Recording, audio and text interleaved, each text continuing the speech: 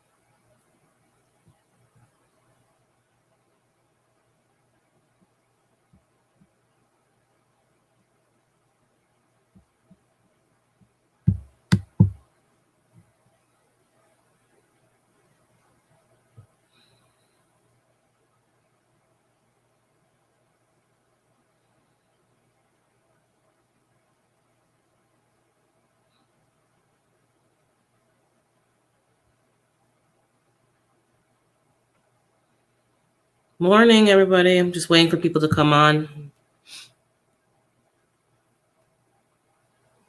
Gonna have a little talk, just chit chat.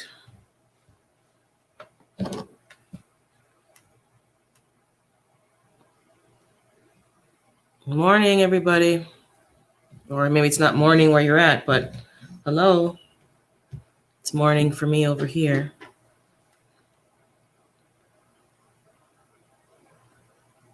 Hey, David Corey. Good morning. Oh, he's still in bed. I'm just testing out the StreamYard as well. Okay, there's a delay with the phone versus the StreamYard. Yeah, I'm up early today. I said I'm going to get up early. Let me just do a quick, I'm testing out the StreamYard. Let me see if it works well and get the kinks out and have a little conversation with everybody who is up.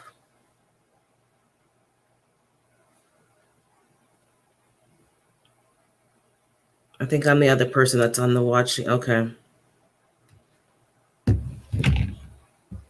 I'm going to share the link with everybody. As they come in, they can see it.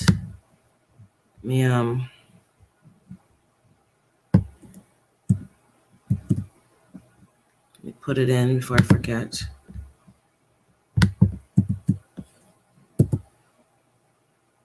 Oh, that's a fake background.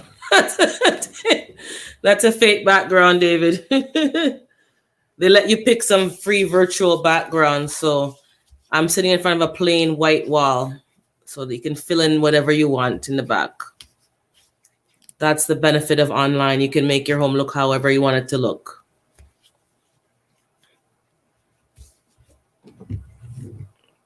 Good morning. Anyone else who's on the live? Oh, thanks. Yeah, it looks real. It looks real though, eh? Sometimes they look fake. This one look kind of real. Anybody else there?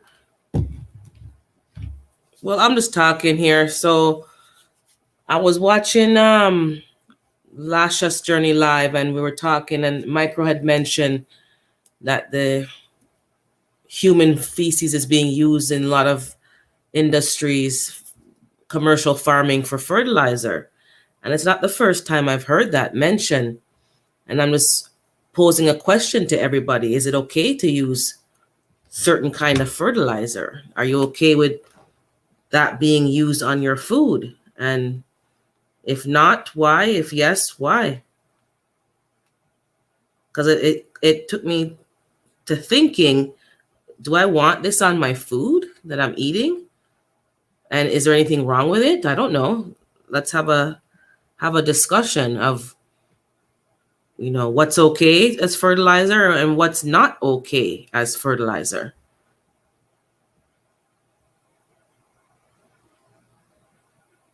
I'm just going to look it up on my phone and see what it says. They've been doing, I didn't realize, because now that I'm growing more and you're kind of delving deeper, I thought that was happening in other countries. I did not realize it was happening, in Canada, US, North America. I didn't realize they were doing that. And I'm reading here. I don't know how they do it. I didn't delve into that. But it says unprocessed human feces as fertilizer is risky because of potential disease-causing pathogens. That risk is exacerbated by using antibiotics, hormones, and endocrine disruptors that appear in all manures. Like, I've never heard anything good about using human, like, it's always been understood, even without a conversation growing up, that you use, animal, cow, sheep, vegetarian animals, or, and use natural manure. And even when you have that, you don't give your animals certain things because it's going to come out in the manure, and you don't want that. So I don't understand how in this day and age, we're okay with these people using human feces, and it's been proven to be dangerous. And most people take some kind of medication or something. So can you imagine all that stuff in the food? I'm just reading up on the phone while I'm here. Anyone who comes in, just say hello so I can see that you're here. Obviously, there must be some cost benefit while they're doing it, because they're not going to do anything that's going to cost them more money. So supply is available. They can get it easily, and it costs them nothing. So this is obviously why they're doing it, but it doesn't make it right. And I don't see how there's nutrients. Most people don't eat a healthy diet, so you're not getting any nutrients really in that. Let me see what it says here. While urine by itself is nitrogen rich, it can contaminate groundwater via runoff. This is a serious problem in developing countries like Kenya. So I guess there's good and bad to everything. Urine is not as bad, but I guess there's runoff, but it depends where you are, geography, if it's running off. Absorbers have already been engineered using carbon nanotubes or activated carbons to hold gas or liquids. Researchers focused their efforts on low-tech materials like human feces during their 7-year study. Dried human feces are high in phosphorus, potassium, and some micronutrients, but most of the nitrogen is in the urine. Okay. it's one thing to use your own bodily stuff in your own garden, but it's a different thing just to use everybody's all together and putting it on the food, because not everybody is created equal. Some people don't eat healthy. They're on 15, 20 medications, and all that's going into your soil. I'm wondering how long, I'm going to Google how long this has been going on. You're saying, I'm sure you're saying they've been doing it. Let me see how long this has been going on.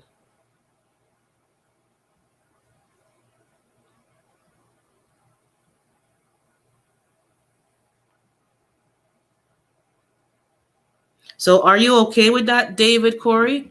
I don't think you would be, but are you okay with them doing that? Would you have any problem eating the food as that has been done, fertilized with that? Let me know. I don't think I would like eating. I don't think I'm comfortable with that. I don't have any scientific reason to say no or yes, but I just don't feel comfortable with that. And I don't know if there's a link to the outbreaks with E. coli and listeria, and if it's linked with the fertilizer itself, or that's a separate issue that has its own sources of the bacterias. If it's like the workers on the farm, I know that's an issue, but if the fertilizer that they're using is the main issue and they're still doing it, I don't feel comfortable with that. I don't, whatever you do on your own property, that's fine. But when it's as a mass commercial production, I don't like that. I don't feel comfortable. And I don't think anything's wrong with fertilizer. Some people, the word fertilizer is a kind of a blanket statement. And people always assume that fertilizer means chemical or something unnatural. And they say, well, I only want to grow natural. But fertilizer is a natural thing. You have to put back into the soil, whether it's fertilizer or you want to call it compost or organic material. You have to be putting something back into the soil. So,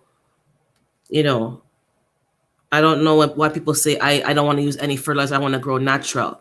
But if you're growing certain foods, you're depleting your soil. You have to put something back into it. And yes, you can use organic material. That would make the most sense, especially when you have an understanding. But I don't think you have to say that every fertilizer is a chemical or unnatural. I found, since I've been using some kind of natural fertilizer. Good morning, Ronnie Weaver. Good morning. We're just talking about fertilizers, and I'm talking about fertilizers. And what's your opinion? I've heard more than once that they use human feces and human waste as fertilizers in commercial growing. And I'm just asking, is it okay? Like, are we okay with that? David saying fertilizer, we really don't need, the ground has fertilizer naturally. Okay, so what do you mean by that? You mean micronutrients and I understand what you're saying, but what I'm saying is if you're growing crops heavily and you're always growing something and you're not putting nothing back into the soil, not even chop and drop, is the soil not going to be depleted? I think it does get depleted, right? That's why people at least do the chop and drop and let the old plants decompose back into the soil. So that in itself is, I do chop and drop, so that's fertilizer, right? Comfrey, banana water. Something has to be put back. Yes, Leah, that's what I'm saying. People, you're growing and you don't give your land a break. You don't have to give your land a break, from what I understand, if you're doing proper permaculture practices, but you have to put something back into the soil. So the word fertilizer doesn't always mean buying from the store and putting down chemicals.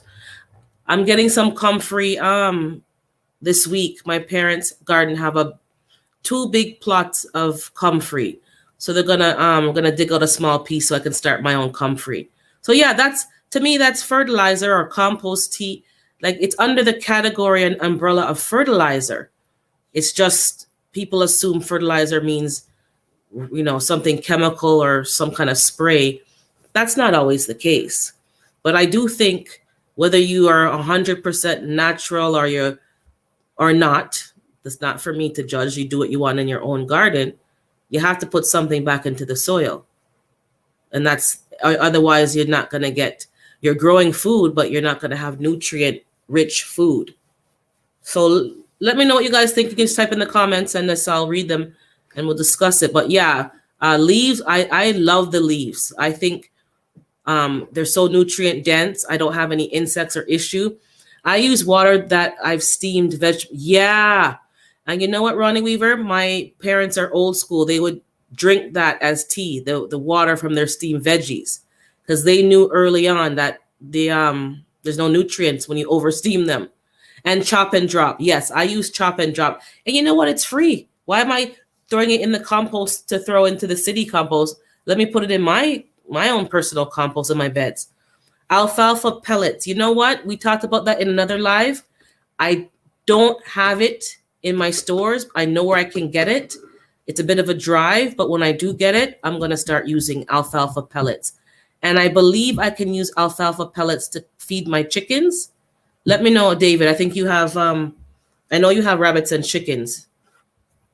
Eggs. Oh, the heart. Okay, you put the water from your boiled eggs. You know what?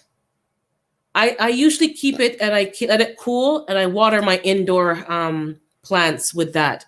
But yeah, exactly. Keep that water. Keep the water from your steamed veggies and water your plants. I usually do that. Yeah. And some people might think, oh, that's ridiculous. You're going a little bit too far. But when you have a garden, you have plants, you're going to do whatever it takes to get those nutrients in there.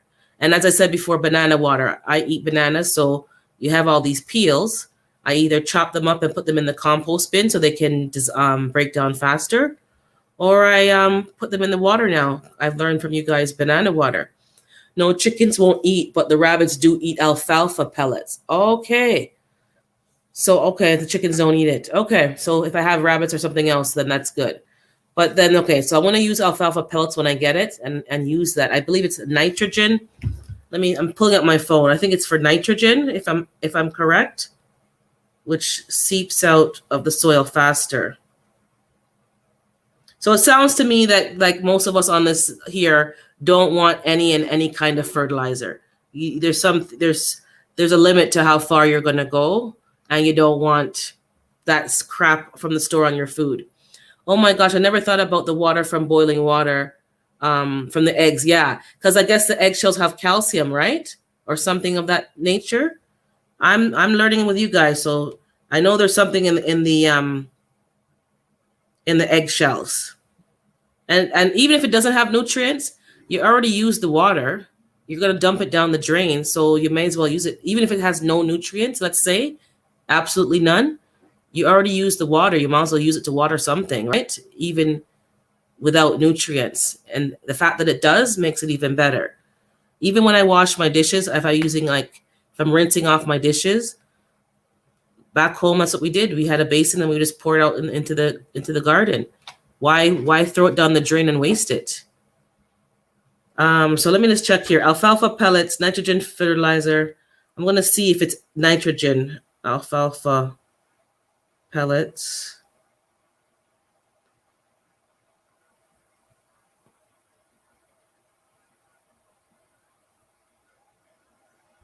I'm just Googling and seeing what it says.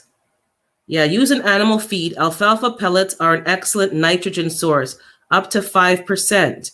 Also contains trace minerals and triacantanol, a naturally occurring plant growth promoter, which has been shown to improve the growth and yield of many crops. That's okay.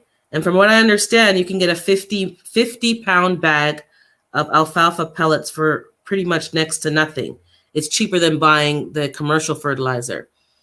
And chickens eat eggshell, but I throw mine in the garden. Yeah, I heard you can give your chickens the shells, but I think you have to bake it or something first because you don't want them to get a taste for the eggs. Tell me if I'm correct, but you don't just give them the raw egg shells. Because I know they have calcium and that helps their other eggs that they lay to become more firm. Oh, good morning, Gigi Naturals. I'm just here doing, I don't know what I'm doing. I'm doing my first live testing out live stream, and we're talking about fertilizers. And I was listening to somebody talking, and I don't like that they're using human waste as fertilizer. And I'm asking everybody here, is it okay to use these things? Is it just me? I use coffee grinds as well, Ronnie Weaver. And okay, it has nitrogen. I don't know why, but I was just using it. Okay, that's good to know. I have a side hustle, so sometimes I get access to coffee. If it's been opened, they don't use it again because of hygiene and the pandemic.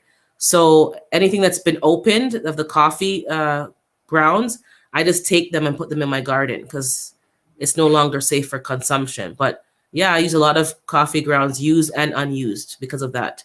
David Corey, I'm gonna tell you a secret. Buy Red Man salt products.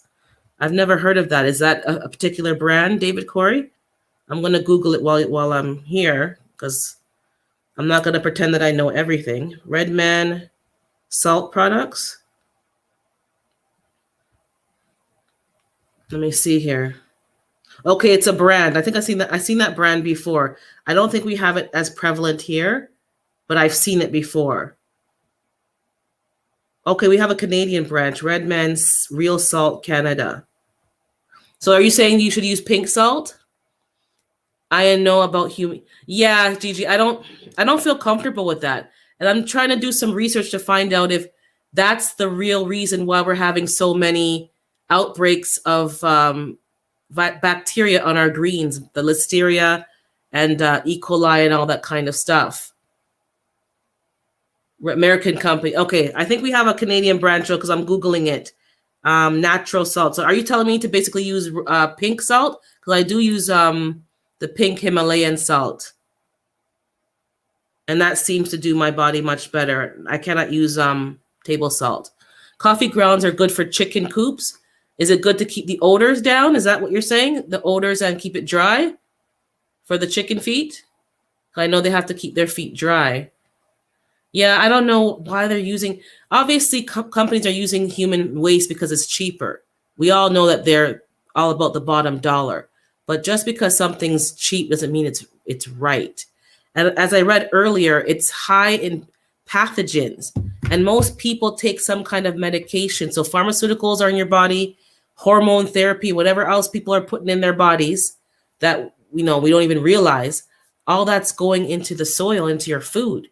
So I don't know why they would do that if most people don't feel comfortable and just don't want to eat that kind of foods, which is again why I'm growing most of my own food.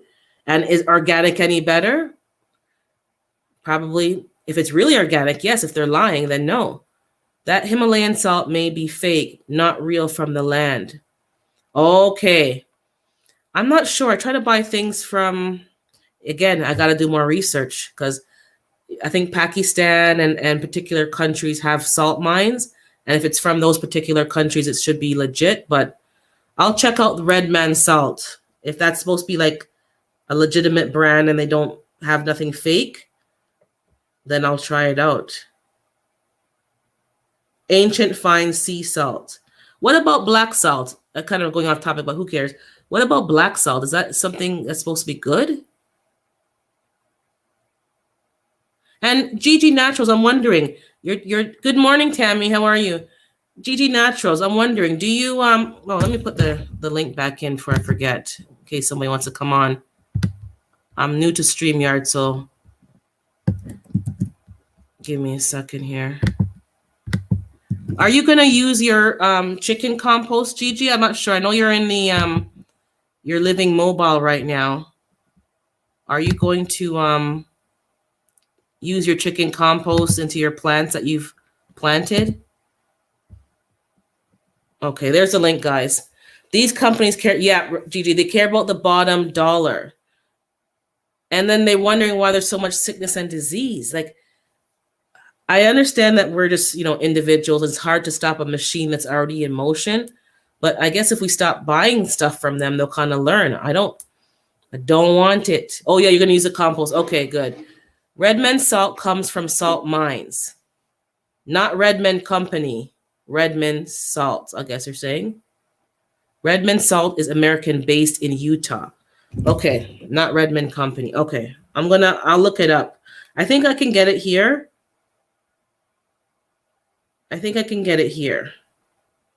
But yeah, the salt that you use is also important. I haven't used salt in years because of I have high blood pressure issues. So I don't use table salt. I don't really use added salt. I use very little salt, pink salt when I'm cooking. So I'm used to not having salty food. So if I cook, you might find it not salty enough, but it works for my body. Oh, they're different. Not Redmond Company. They're different. Okay. So fertilizer is important. And it doesn't mean that anything's wrong with fertilizer, but it's the type of fertilizer that we have to be concerned with. If anybody wants to come up, just come up. I put the link in the chat, the StreamYard link. If anybody else is here that didn't say hello, I'm just here doing a short live until about another 30 minutes before I get started in the garden.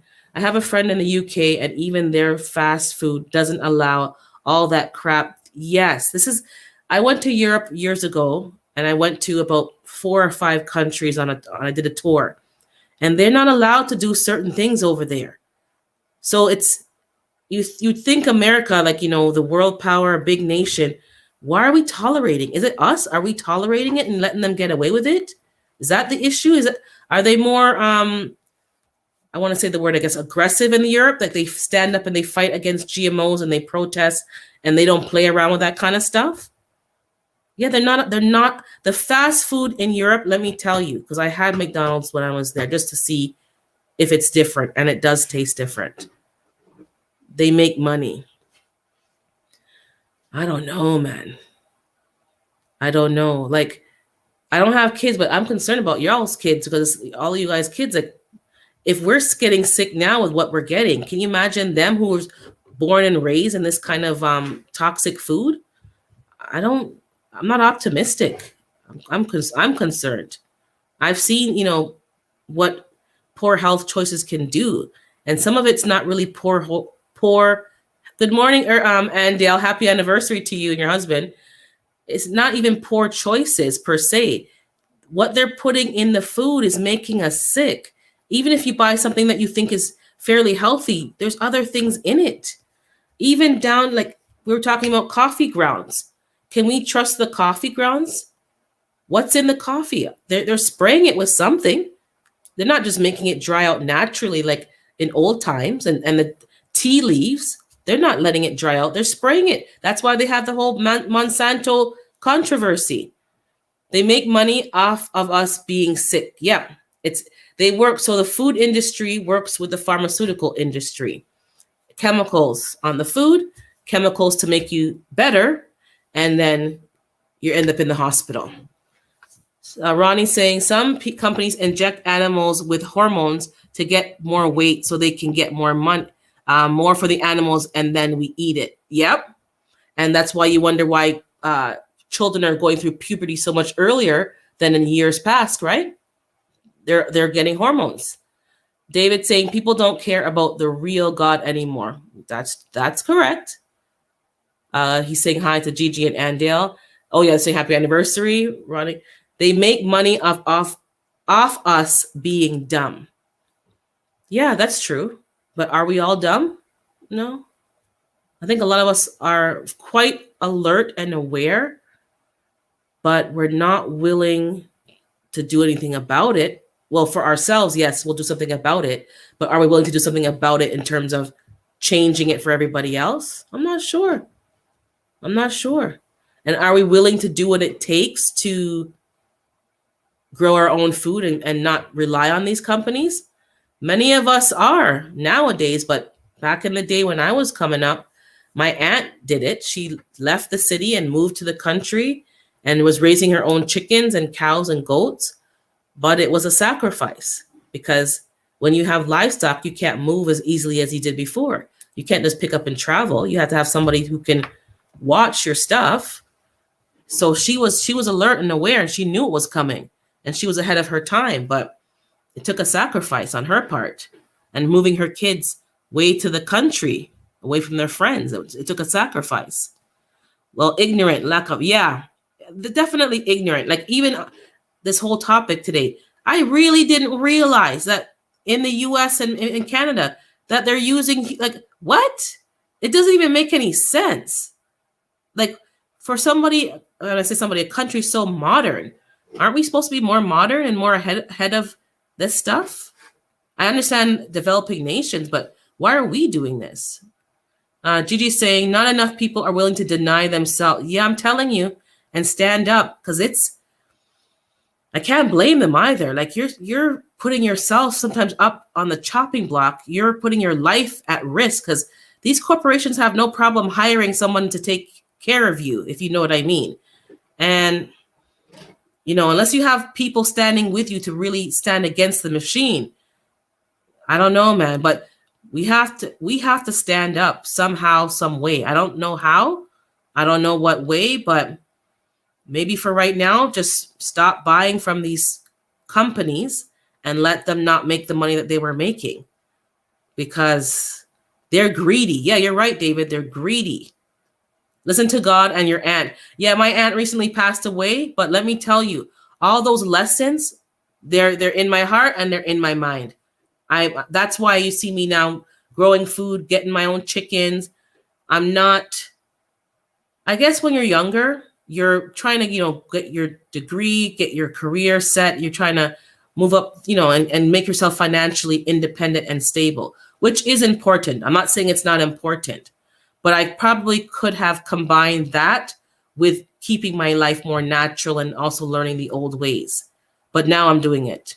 In my opinion, there are some things worse than death. Yeah, you're right. You're right. When you start taking a stock and thinking of it, well, who said it? Was it Martin Luther King or was it Mandela that said, and I'm not quoting it correctly, if you don't have something to die for, you're not fit to live, give or take. I'm not quoting it properly, but if you don't have something that you're willing to die for, you're not fit to live. I think it was Mandela, if I'm not mistaken, but I'm not too certain right now. But exactly, there's some things worse than death. And living a slow death. And if I've seen people who have deteriorated and had poor health, and even my uncle right now, you're in and out the hospital, in and out, in and out. It's not a nice place to be. Listen to God. Not buying from them now is too late.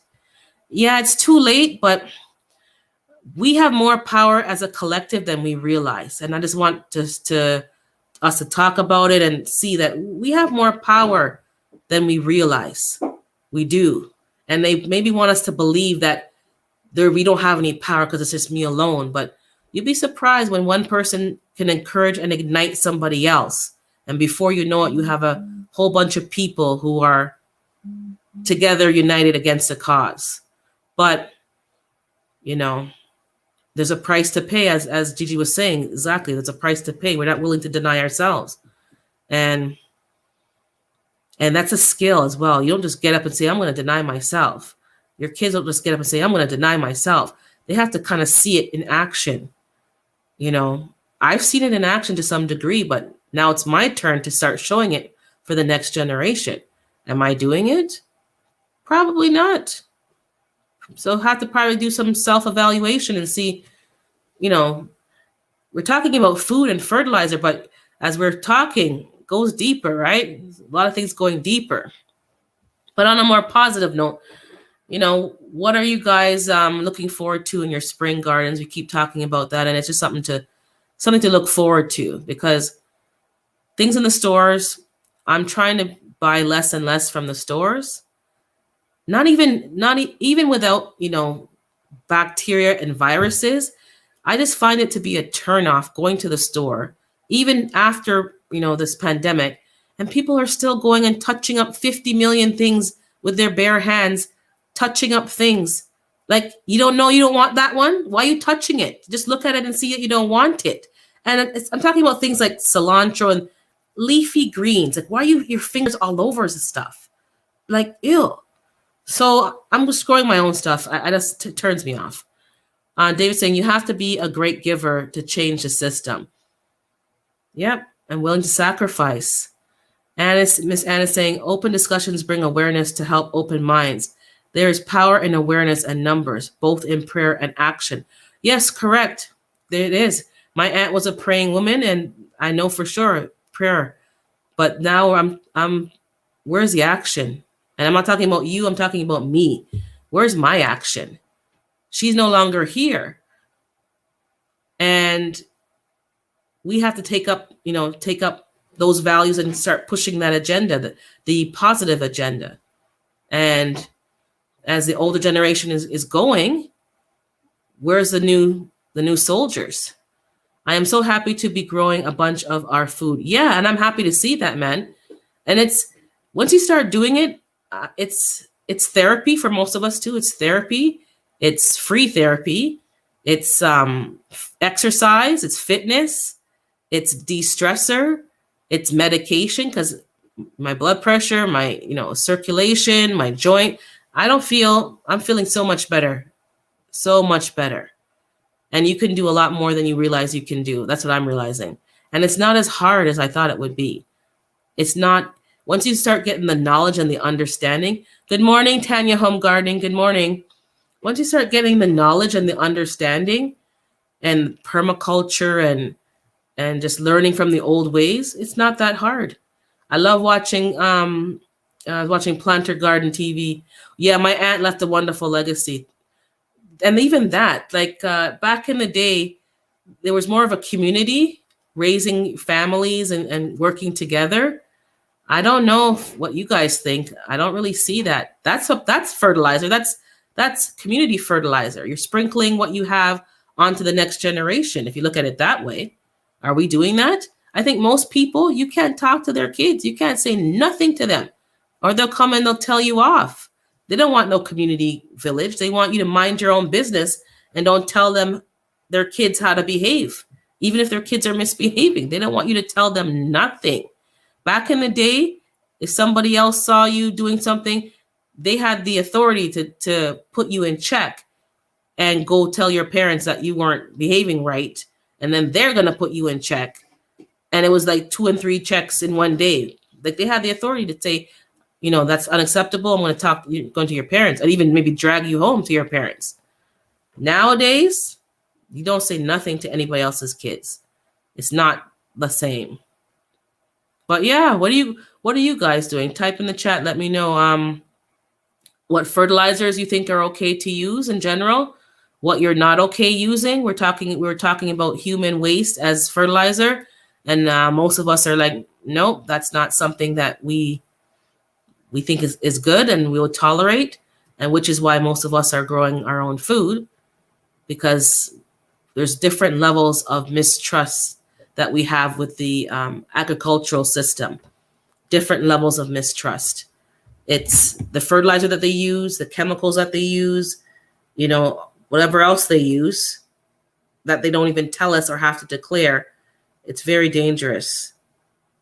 It's very dangerous. And people wonder why they're so sick. Let me see what they changed us. Village to raise a child, just like germs. No one likes responsibility. Oh, yeah. Nobody wants to respond. And we don't behave like a community like we used to. We, including myself, because maybe I haven't been as open.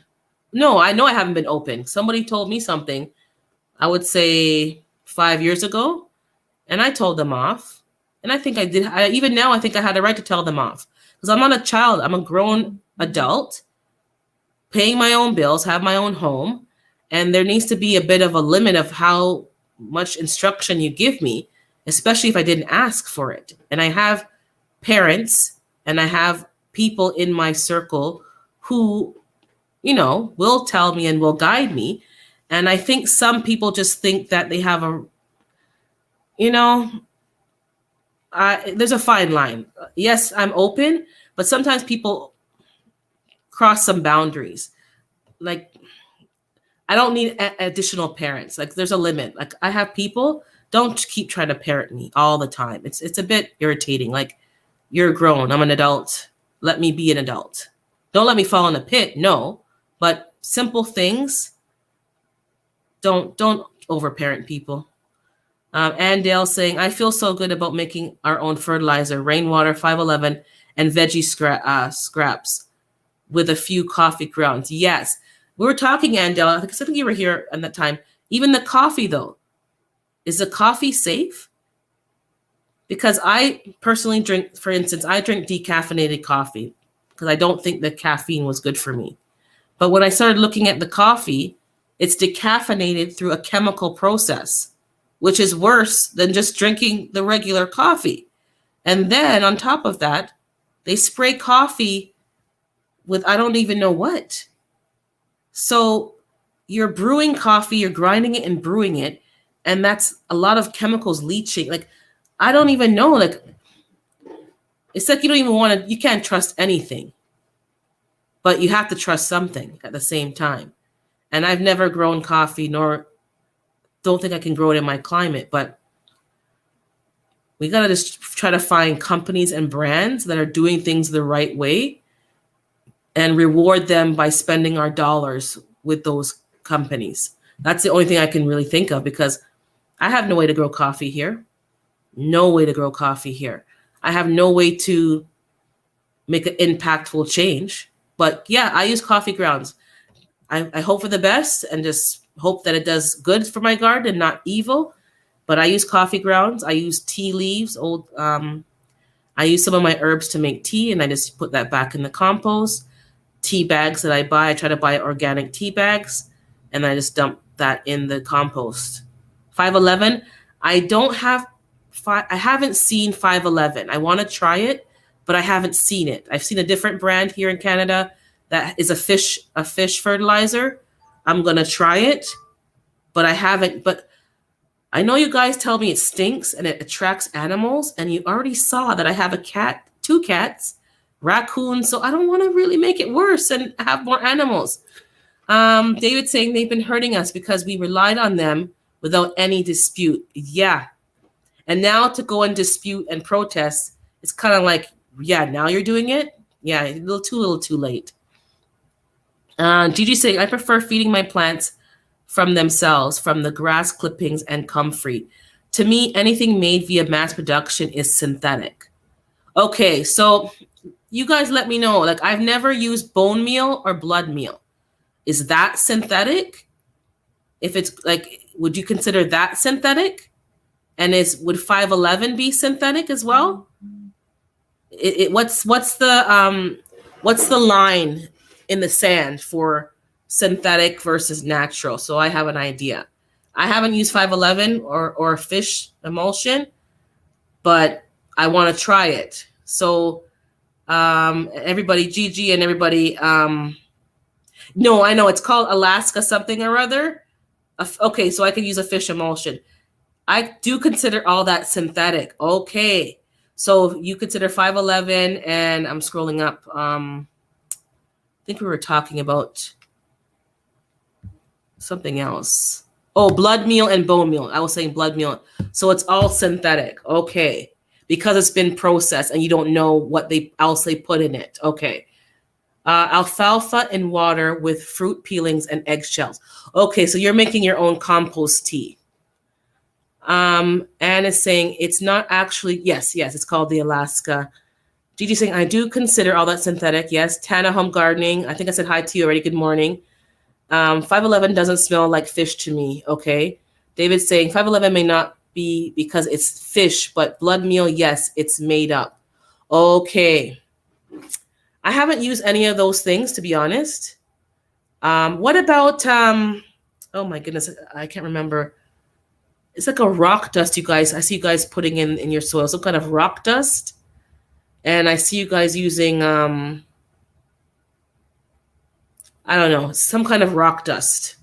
Volcanic, I don't know if I'm saying it right or if I'm calling the right thing. It's not blood meal, it's not bone meal. It's some other kind of azomite. Sorry, I think it's azomite. Is it a clay? Is that more natural? And yes, I am doing more compost tea. My goal this week, no, it's not vermiculite, but that is a rock. It was already ground up. It just smells like something that stinks, but definitely not like fish. Well, yeah, probably has other things in it. Azomite, yes, azomite. Is that natural, guys? Is that natural? Or is that considered synthetic? I think it's a volcanic rock that's been ground up. Yeah, it's azomite. That's exactly. You have so much things in your brain, sometimes you can't get it out fast enough. Hey, good morning, Urban Girl Gardening, aka Kiki. Good morning to you. Um, yeah, so I am doing more compost tea. I am getting comfrey this week from my parents' garden. They have a big, I guess it spreads like tubers. Okay, it's natural. Thank you. The tubers have spread. I'm going to take a bit and use it for my garden and make more compost tea. Good morning, Nikki of Everyday Life of OCD is Chick. Good morning. I'm doing a live on StreamYard, just trying it out, and then now we're talking. I don't take much to get talking, trust me. Funny enough, I'm introvert, but I can talk. So we're talking about fertilizers, guys, for those who've coming in, what you think is okay and what you don't.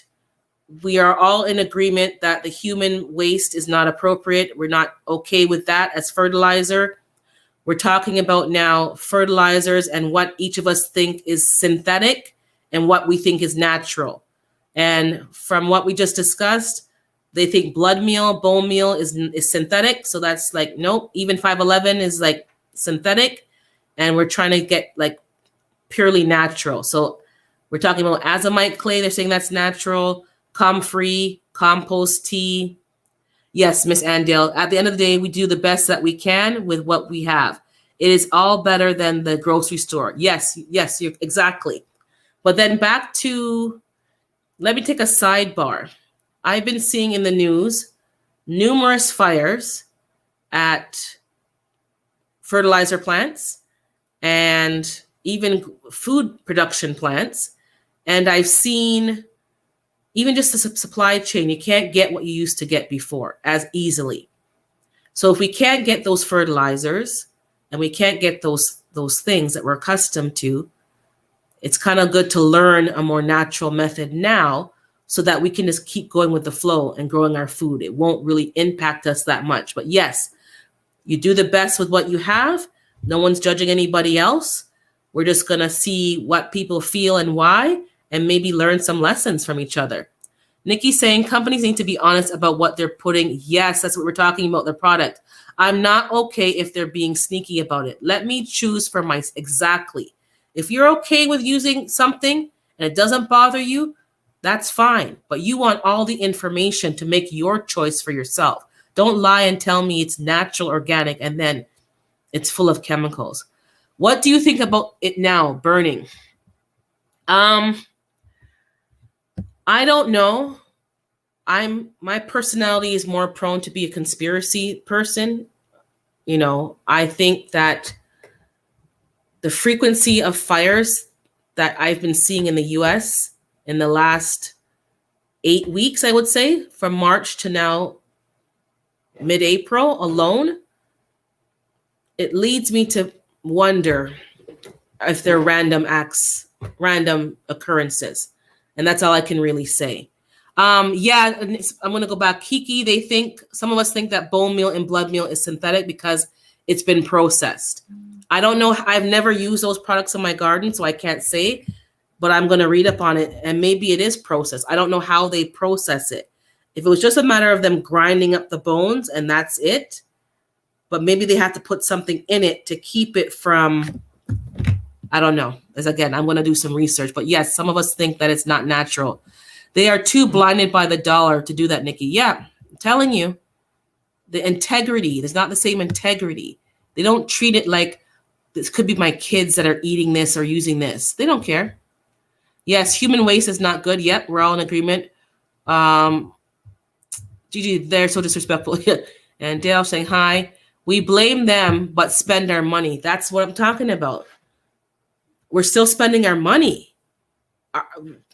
Do you all know about Monsanto? I know, yes, but I don't think I know the depth.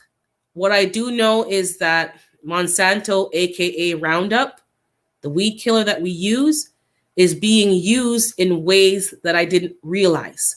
I did not realize they were using it to dry out crops so that they can quickly get them to market and to the manufacturers to process stuff.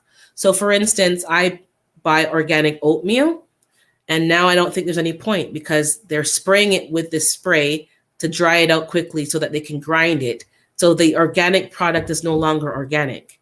And from what I've been reading and watching on medical channels, the glyphosates in the Roundup can't be purged out of your system. Once they're in your body or in the soil or in your food, there's no way to remove them or detox from them. That's dangerous. If there's no human way to detox from something, yep, so true. We buy it. Nikki's agreeing with David. Monsanto is satanic. Yeah, I agree with you. It wouldn't look like pellets if it were just ground. Oh, yeah. So you're talking about the blood meal and bone meal. I've never used it, so I don't even know what it looks like. If it's pellets, then yeah, something has to hold the pellet together, correct? So there's something else in it. Nikki's saying it's like complaining about a restaurant's food, but continue. Exactly. You think the food is crap. They have roaches and they're nasty, but you keep going to eat there. Monsanto's a hazardous company. They bought all seeds as well. I heard that, but then somebody did some research that it's not the same Monsanto. There's two Monsanto companies, and it's not, I don't know. I can't say it's true or not. I don't know, but yeah. And Gigi's saying there are tons of companies, including food companies, that Monsanto now owns. Yeah. You see, you have to dig deeper. So that means, what does that mean? What I think it means is that back to what we're talking about, standing up and let's say protesting in a way that are taking your dollars away to teach them a lesson. What's the lesson? If the same company owns multiple companies, they don't have to change because your protest it don't mean nothing. It's not going to make any impact. It's not going to do anything because now they own all these companies and your reliance on these companies, they're securing your reliance on these companies because you don't have any other options. So they're taking away our options. Same company you're saying? Okay, I'm gonna do some more reading on that. But somebody was saying it's not the same, but you can only rely on the internet, and the internet can be changed quite quickly to say whatever it wants to say. So unless it's in print, where it's in hard copy print, sometimes all this internet research is not really doing us any good. Nikki's saying, right, I don't want Carl and Shelley's waste in my fertilizer. That's what I'm saying. And we're talking earlier about most people are on some kind of medication. Some people are on multiple medications. All of that is going into the fertilizer. And I don't even call that fertilizer. Human waste doesn't get the category of fertilizer to me. They're extremely powerful. You got that right. And back to the point. The machine is moving, and it's hard to stop a moving machine. And we can't do it individually. It's virtually, it's impossible, and it's dangerous. But what can we do? I don't know, but I'm starting to think. That's for sure. I'm thinking. Roundup, David saying, Roundup kills herbs. What did they buy up? Plant seeds. Yes. Why are people buying plant seeds? And to be honest, most plant seeds, unless you're buying heirloom, and specifically heirloom, most plant seeds are hybrid, which is another topic I want to talk about another time, hybrid, because that's a good topic to talk about. But they're taking up all the seeds. Are seeds, is not having access to seeds really going to affect me personally? I would have to think about that. In some regards, yes, because there's some seeds that I can't get access to. I have to grow them here and then start the growing process to start growing seeds. So if I don't have that plant here in my backyard already, I would need to buy seeds to start that plant. But anything else that I'm already growing, I'm harvesting my seeds. I always keep one plant behind or one pod behind and get my own seeds. So who is being punished by the seeds? Because it's not just me. I can't think about just me. It's a broader thing. Is that going to affect commercial farmers? Is that going to affect, who's that really going to affect? Because most people on this chat right now, you're growing your own food. You're harvesting your own seeds from what I see. You're not relying, yes, we're buying seeds from certain stores because we want to try new things, but we have our own seeds. So what's the motive behind that? I'm wondering. It's beyond just regular backyard farmers. Is it to promote GMO seeds? Because once they start controlling the seeds, most of the plants that they're selling as seeds won't produce seeds. I understand that. They're gonna, you'll plant a seed once, you'll have your crop, and that's it. There's no other, the seed will not be produced from that plant. It's sterile. But what else is the agenda? I don't know. Let's think about that. Nikki saying hi to Kiki. Gigi saying, yes, they're Monsanto, they're extremely powerful. Yep. Bullseye. David Corey saying facts because Chadwick died at 42. The computer changed his years to 43. Yeah. So we have to understand that, yeah, I use the internet a lot. I rely on the internet, but I grew up in an age, I'm old enough to know that we used to have encyclopedias in our home. And even though they were outdated, we had to rely on them for some information because, you know, there was no internet in my days in middle school. I think high school, yes, but not middle school. So we had to rely on periodicals, reference libraries, old school methods. And when something's in print, it's in print. When something's in the internet, unless you print it out, you don't have a hard copy, but they can change it. They can go and change all kind of data. They can say that human feces is the best thing since sliced bread and we should all trust it and it's healthy for you. They could say that right now. And I'll go and look it up and it'll say that. Doesn't make it true. Tanya Holmes saying, I do not want human waste in my, yep. But some of us are getting it without realizing it because we're buying food from the store. And even if you're paying extra for the organic food, do we know what they're doing? Because first of all, it's not organic. Encyclopedia. I had an encyclopedia set in our house and we finally did throw it out years. It was there after just for decoration, just for nostalgic reasons. But yeah, we had encyclopedias and they had a salesman who used to come door to door and sell encyclopedias so that your kids could have access to information for their, projects and their assignments. Yeah. So I don't know, guys. I personally did not realize that this was happening, not because I was uneducated, but I was just ignorant. I did not take the time to look it up. I just said, okay, I'm going to buy organic. I'm going to buy better quality. I'm thinking they're doing the right thing. And now that when you start delving into things deeper, it's quite disgusting and sickening. And I was watching on Netflix. I can't remember the name of the documentary, but there's an episode every week. And it talks about food, like wine companies, and I'll find the name and I'll put it on my Instagram or something. But talking about food, I think it's called Spoiled, Spoiled, something to that effect. And it has, if you look up food documentaries on the subject in Netflix, it'll pop up things. And there's a lot of disgusting, like even the honeybees. So they're talking about the honey and how the companies did not even want to admit that the pesticides were killing the bees, and they didn't want it linked. And this is across even in Europe, which is very progressive with plant and agriculture and doing things properly.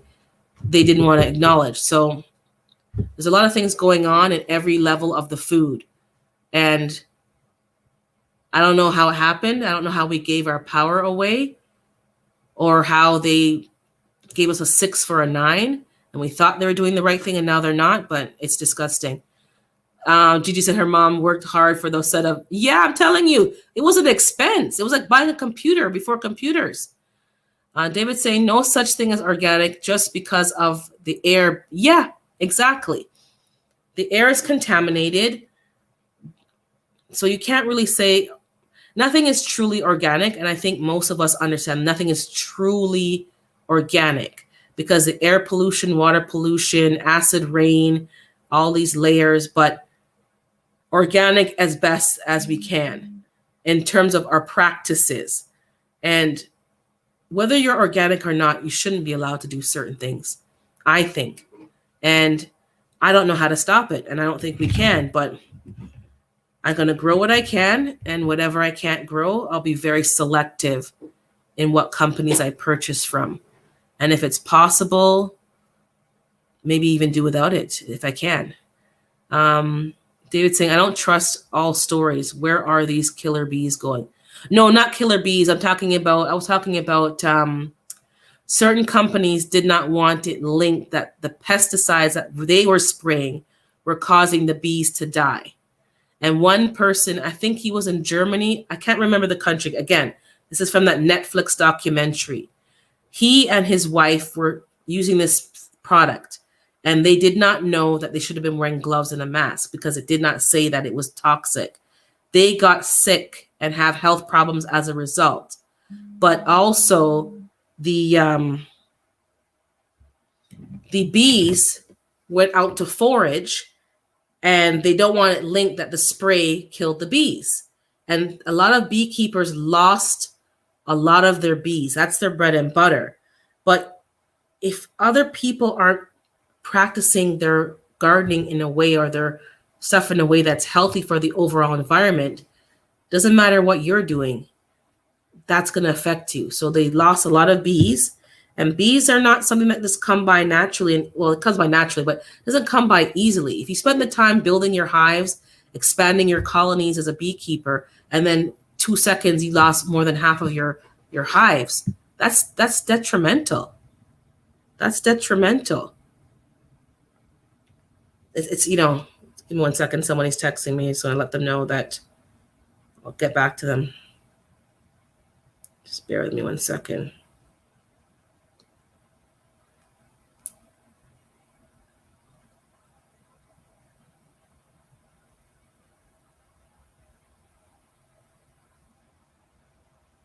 Sorry, guys. One thing with me, when it comes to me, my family, if they call you at an inappropriate time or whatever, you always make sure you put your family or I always answer them no matter. Oh, bye, Nikki. Have a good day at work. Take care. We'll probably see you in some other lives today, sneaking in, so take care. By not using all those chemicals in your yard is a start, at least. Yes, Gigi, it is a start. And my direct neighbors, I haven't seen them use anything because they have dandelions. So if people have dandelions in their lawn and let them go, they're not spraying them. So hopefully that's going to continue. I just, if your neighbors are doing something different than you, it's really like that's a problem. And it's not just your neighbor. If you're a commercial farmer, let's say, and your farm next door is doing something that's toxic, that's going to affect you. David's saying this world is too large for a story like this to real happen. Bees being killed off, never. Yep. Well, the company wanted to buy them out to keep quiet because didn't want to take accountability, didn't want to, they know it's them. They know it's their chemicals. Like the bees died. Like it's kind of matter of fact, but no, they don't want to take accountability. Dandelions are healthy for us. Yeah, I always hated dandelions because I was trained to hate dandelions because it's a disgusting thing. But I saw it at Miss Andale popping off those heads and drying them up and making stuff to make tea. I'm like, oh, you can use those? They're useful. And I think a lot of people use them for teas. And the leaves, you can buy the dandelion leaves. I'm like, people pay for this stuff, but it cleans the blood. So guess what I'm buying and growing this year? All those dandelions, I'm going to take them up and I'm going to dry them with my dehydrator, and I'm going to start doing that. Monsanto did that, then sued the farmer. You see the corruption? Yeah, dandelion's so good. Yeah, I did a juice fast with my church. No, it wasn't. That's a lie. Correction. It was not a juice fast. It was a fast, and the fast was eat a meal once a day. I decided that I'm going to use that to do a juice fast with my family. And then we had one meal a day, which ended up it was a healthy meal, and we didn't crave certain things because we were flooding our body with healthy nutrients. So I'm doing some more changes, trying to get some more weight off. The pandemic, I got, put on some weight. And it's not even just the weight, it's just the unhealthiness that I'm feeling and the joint pain I was feeling and so forth. So I'm just trying to get healthier. So dandelions I've been doing parsley, a lot more cilantro. I've been doing fennel teas and actual fennel. You grow them from seed, Gigi? You know what? I've never collected dandelion seeds, so it's not hard. I can do that this year. I'm gonna collect the dandelion. Hey, African Dreaming, how you doing, man? Good morning. Dandelion flowers in tea are delicious. I learned that from Gigi. Okay, what does it taste like? Is it taste like a flower? Does it taste like green tea, or do you mix it with other herbs and stuff? Let me know, because it's spring here. It's still early for me, but the dandelion is going to be popping up in the next couple of weeks. So I'm going to get that sorted out. Oh, let me drop the link again, guys, in case you guys want to come in. I'm only going to a certain time, and then I'm going to be hopping on Africans Live later. So let me put the link in if anyone wants to come in. My first time using StreamYard, so if I don't know what I'm doing, forgive me. David's saying, if you have lots of flies because of your animals, buy some cunafin wasp. I don't know what that is, David, but I'll look it up. Cunafin wasp? Is it the flies because of the waste that they produce? I want to learn how to use the entire dandelion plant. Well, I know the leaves, Miss Ann, people use them for juicing. I've been putting them in the juicer with my greens. Then I add a bit of fruit, pineapple or celery and cucumber, and I've been drinking that. And I really think it's cleaning my blood and cleaning out my my liver. David's saying, and get the flies off your cows. Use a red mint salt with garlic, and it's great for people. Okay, so you use the red mint salt for your I guess I would say permaculture and garlic. I also heard, you guys who have chickens, people using garlic to feed their chickens, or they mix it with the food or something of some effect as an antibiotic for their chickens in terms of keeping their chickens free of parasites and so forth. So David and I guess Gigi, you guys have chickens that I know of. Maybe somebody else does as well, but let me know. Have you heard of that? Using garlic with your chickens as a preventative from them getting sick, so you don't have to rely on antibiotics. Andale saying, I put local honey in mine, but it's very pleasant tasting, kind of like sweet flower. Oh, so it has a sweet taste. Because I drink sorrel tea, like the hibiscus plant. They eat fly larvae. Oh, the wasp. Okay. We're all talking about fertilizer for those who are coming in late. We talked about human fertilizer. We're not down for that. We're not, no. And we're saying do the best that you can with what you have. If you have to use fertilizer from the store, that's fine. But some of us are kind of going away from that, and they explained why. But it's a no judgment zone. You do what's best for you. But it's good to learn what other people are doing and why, because maybe it'll get you trying something different as well. Okay, African saying hi. He's greeting the people. Hi, Sina Renee. Good morning to you. Grand Rising. Apple cider vinegar. Yes, I've heard of that. Apple cider vinegar and water for the chickens and for people. I've been doing that. I stopped. I've been doing lemon and water. And then I also you get out of the routine. So as of to this week, I'm getting back in my routine of lemon and water and or apple cider and water first thing in the morning to flush out your system. Good morning, G Mama Grows. Good morning to you. And for the chickens, okay, apple cider vinegar. And that's very cheap, isn't it? And you can make your own apple cider vinegar if you have an apple tree. So you really don't have to rely on anything for apple cider vinegar. Okay, I'm going to try that because I have an apple tree in my parents' yard. My neighbor has apples. I'm sure it doesn't matter what kind of apples. If I can make my own apple cider vinegar when I get my chickens, right there. So that's one way that I can not rely on the store. So you see, just one thing, guys, just one thing, not everything. Apples, yeah, with the mother, of course, yes. Not just any little vinegar. You have to have the mother because it has the biotics in it, right? The prebiotics, probiotics, all those microorganisms that work in your digestion. People are saying hi to each other.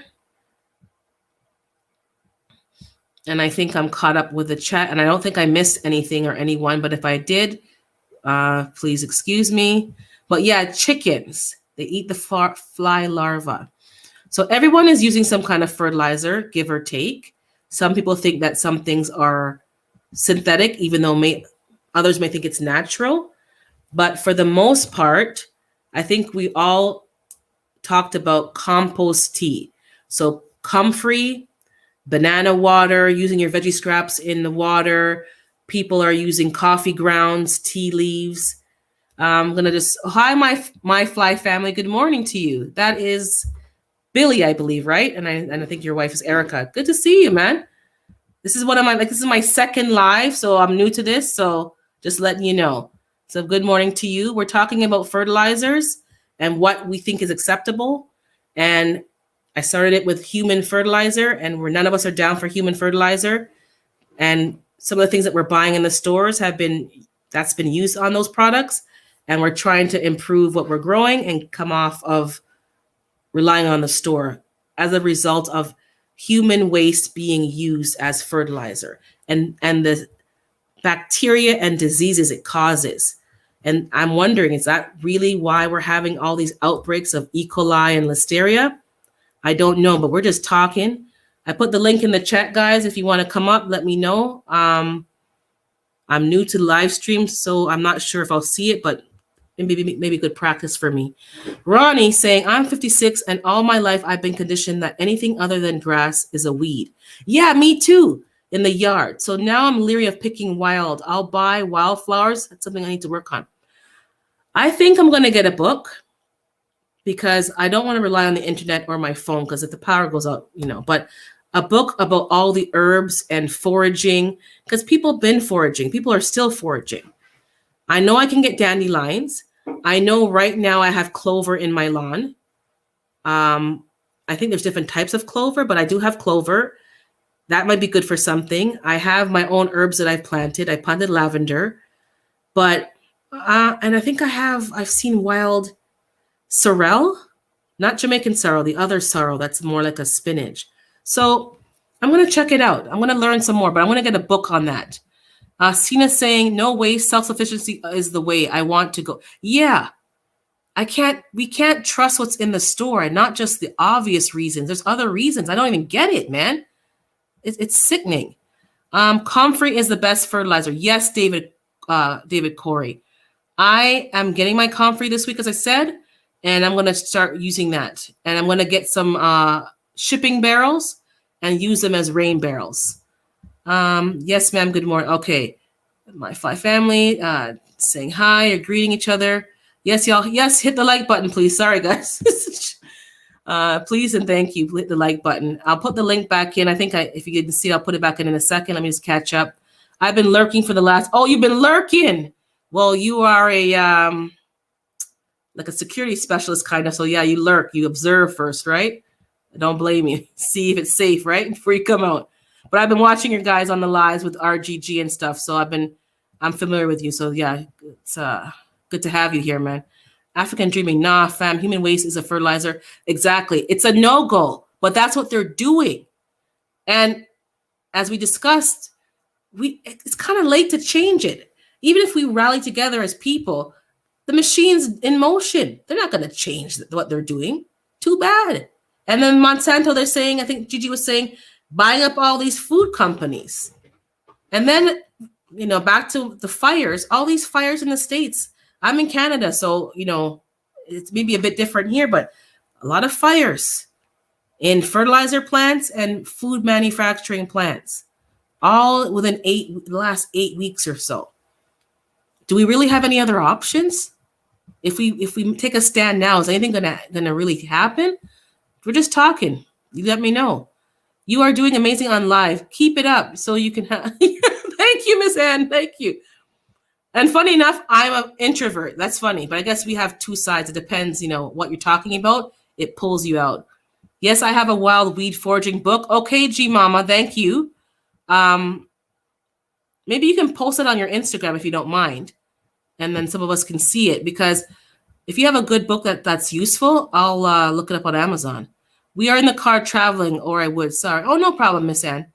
No problem. Enjoy your anniversary. I hope you have a good day today. If it's today, that is. Or a good week, an anniversary week. We ain't never losing power just due to these phones and computers. Well, I don't know if you guys remember. I've only remember one blackout, and that was, I think, about 15 years ago now, because I was working at another place. And the grid went down in Ontario, Buffalo, like a huge grid went down, and it was down for about 3 days. And we had to barbecue pretty much everything in the freezer. We had to, I don't know, it was bad. You couldn't get gas, because that's when we learned that the gas stations, you can't pump gas without the power being on. And many things happened about 15 years ago, give or take, maybe 20. But it was a while ago, because I was still in university, I think. So it's a while ago. I'm older than I look, but it was a while ago. So power going out, it doesn't mean that power is not available. It just means that the power is out. And whether something happened at the plant or whatever, someone turned off a switch, they can cut you off real quick. And that taught us a lesson. The entire freezer was lost. Yep. I don't know what the yep is, because it's kind of hard to go back, but I guess you're agreeing with something I said. G Mama, that's why I've been growing my own salad greens. Those recalls. Them recalls. Yes, they will stop buying from these companies that are tired to do wrongdoing. Okay, yes. I think we should stop buying from them, yes, and do what we can, irregardless. There are groups that have tried changing things for years and nothing has changed. Well, these companies have deep pockets. Deep pockets. I'll post some. Yeah, thank you, G Mama, on your Instagram. Driving. Hi, y'all. Okay, you're driving. Be safe, Miss Gigi. I didn't go down in the rest of the world. They will never shut down. Yeah, that I agree with. Yes, it's never going to be the entire globe, but sections and fractions. Here in Texas, we had blackout a couple of years ago during the winter, and many people were out of. Yes, I remember that, and I think there's a blackout even after the one I mentioned in Montreal, in Canada. And I think a couple of years ago, we had another blackout. It was part of the ice storm. Wrong things. People are saying hi. I'm just trying to get back down to the chat. Okay, let me put in the link again, guys. If someone wants to come up, I'm going to go a little longer. And I know we all going to be hitting up African Dreamings Live a little later. I'm off today, which is why I'm here lingering and laying. I don't have to go to work today, so I'm just going to be in the garden working while some of the other lives are going on and getting my stuff together. There's a link. Anyone wants to come up, let me know. Just come up and we'll keep talking about fertilizer. And just, I know a lot of things from my parents and watching them, but now I'm actually doing it. So it's different when you're doing it. You can know a lot of stuff in your head and, and knowledge, but you have to, put it into practice. And a lot has changed in the last several years. And what do I mean by changed? Well, the pollution in the environment, the soil, things have changed. The insects have changed in terms of what used to work on them doesn't work anymore. And if you can't keep putting on chemicals, because the chemicals, they're going to become immune to these chemicals. So you got to find other ways of doing things. Yes, the blackout impacted many. Yeah, I'm telling you, I didn't realize how, I knew I was dependent on the power. And I understand that, it's a luxury, but man, doing without it even for an hour was like difficult. And back home in Jamaica, where my family's from, the power goes out often, not because there's no power, just the infrastructure is not built or just doesn't work properly. It's not very effective or efficient. So the power chips out there very often, which is why you can't keep so much things in the freezer, which again is why you rely more on canned goods. So we had a hurricane here in 2005. We were without power for almost a month. What? and water for 2 weeks. It was a very good lesson. Wow, I couldn't go without power for a month. Could I go without power for a month? You know what? I'm in a cold climate. So if you're talking about winter, like from anywhere from October to April, no, I couldn't do it. If you're talking about summer where I don't have to rely on a furnace to keep warm, it's not an issue, but I couldn't do it here, which is why from now on, I'm going to make sure I buy a home I have a fireplace right now. I've never used it. I'm going to make sure this summer I'm going to try to do what it takes to learn how to use a fireplace. But any house that I'm getting going forward, a fireplace or some kind of gas stove, because I do not live in a warm climate. And that would be a death sentence for many people.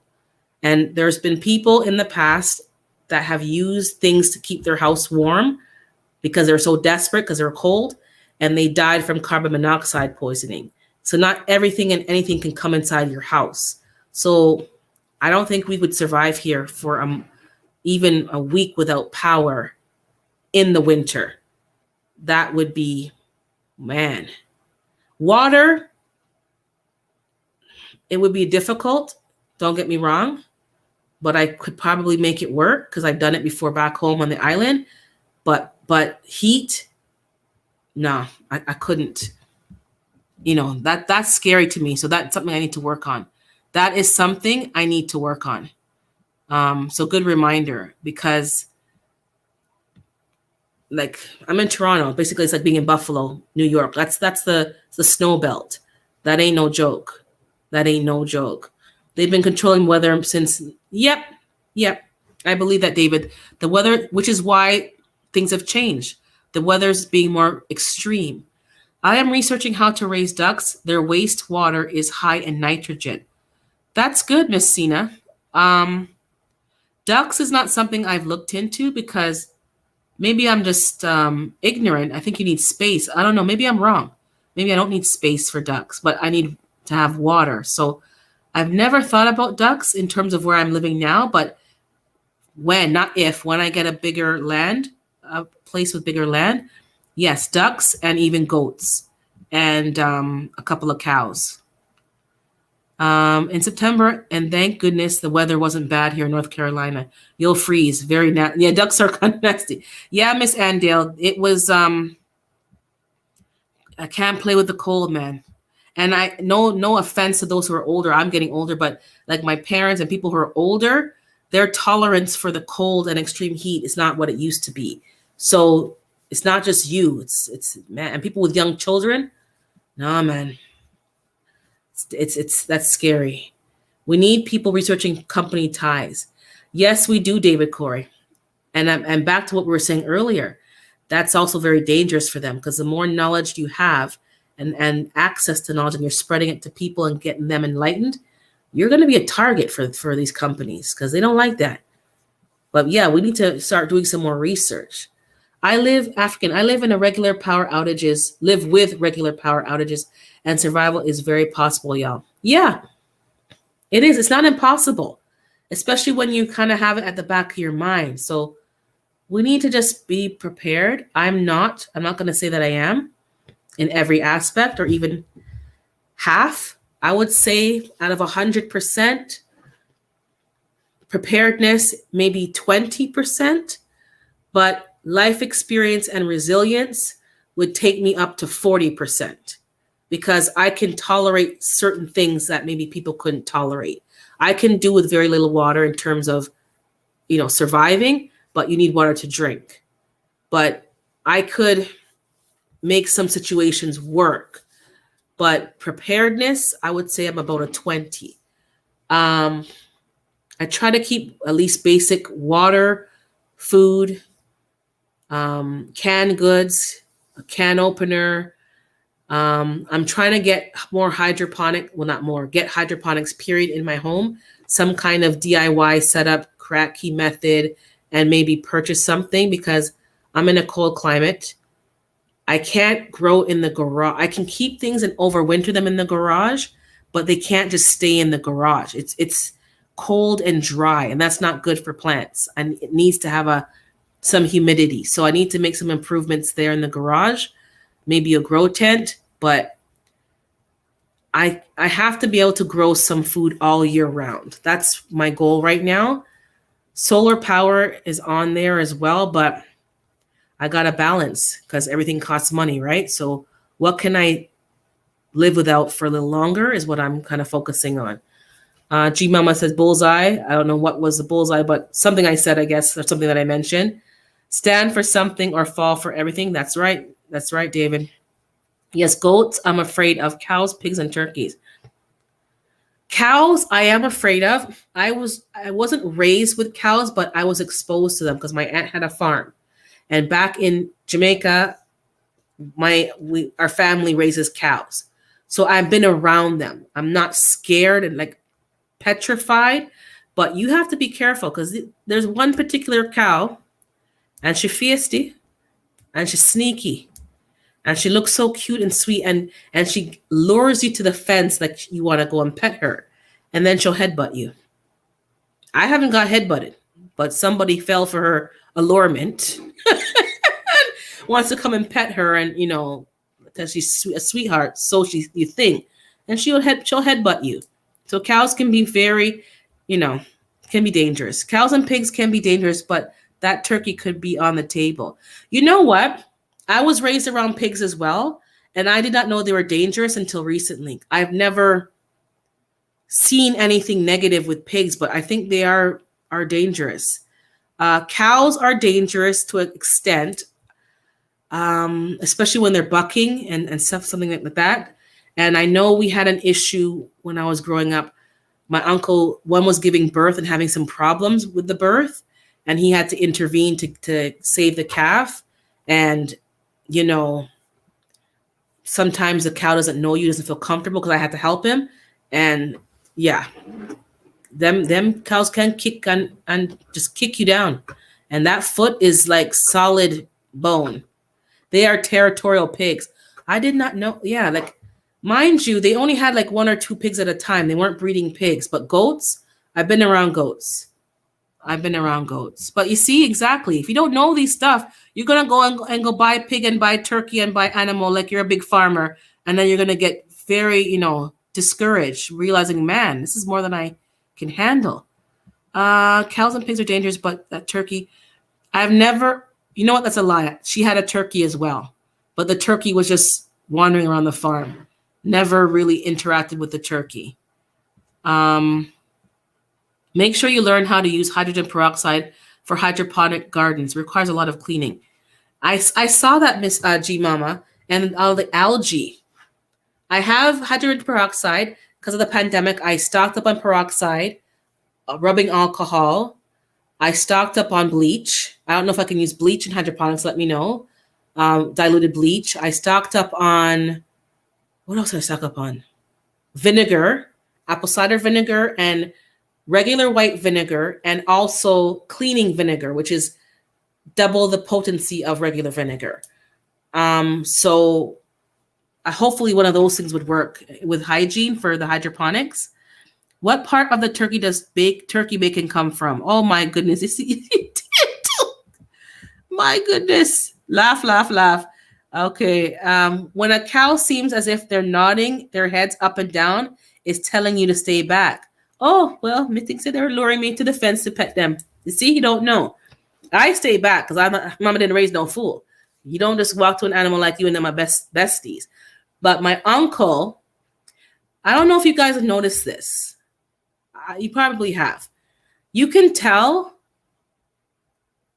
by the way, how do I word this? You can see the animal, like how healthy and vibrant they look. And you can tell right away that farmer or that person treats that animal well. Driving around, I saw people's farms and cows, and the cows look dusty and just disgusting. My uncle is close to his cows. Like, they come to him and he pets them, he brushes them, he rubs them, he named them, even though we're going to eat them. He talked to them, he talks to them. It's like, I wouldn't say pets, but he treats them with care. And their coats are actually shinier. Their health, they look different. I can't explain it. Let me know if you guys notice that too. Like those guys who have chickens compared to other chickens that you see people raising in your neighborhood. Like, do yours look better? And is it the only difference is the way that you treat them?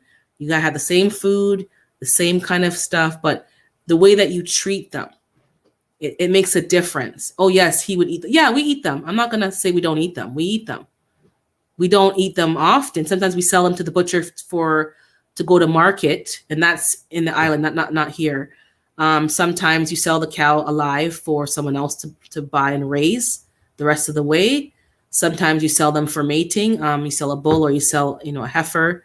Somebody wants one, but yeah, like I can't explain it. I guess the word is love. If you love your animals and you treat them with love and respect and care, whether or not you're going to eat them, I'm not discussing that. I do eat meat, so the animal looks different. It's different. It's healthier. It's happier. It's something. It's the same with, I guess, treating your kids. Like you treat a kid like crap, you're going to see the difference in that child versus when you love your child and you have physical contact, physical touch.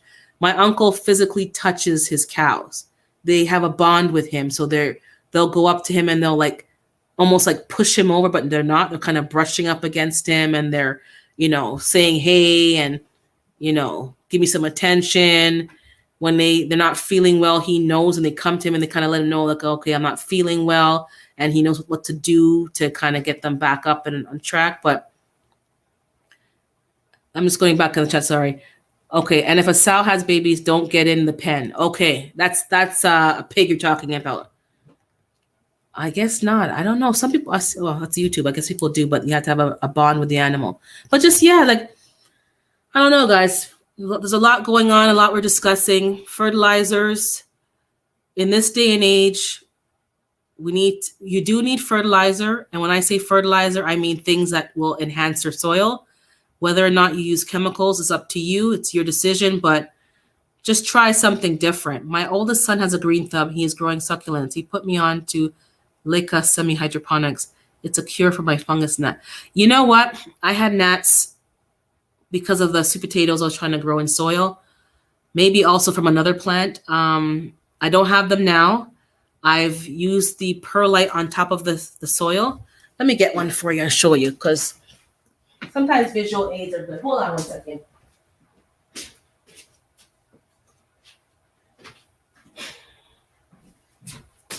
So this is my, can you see it?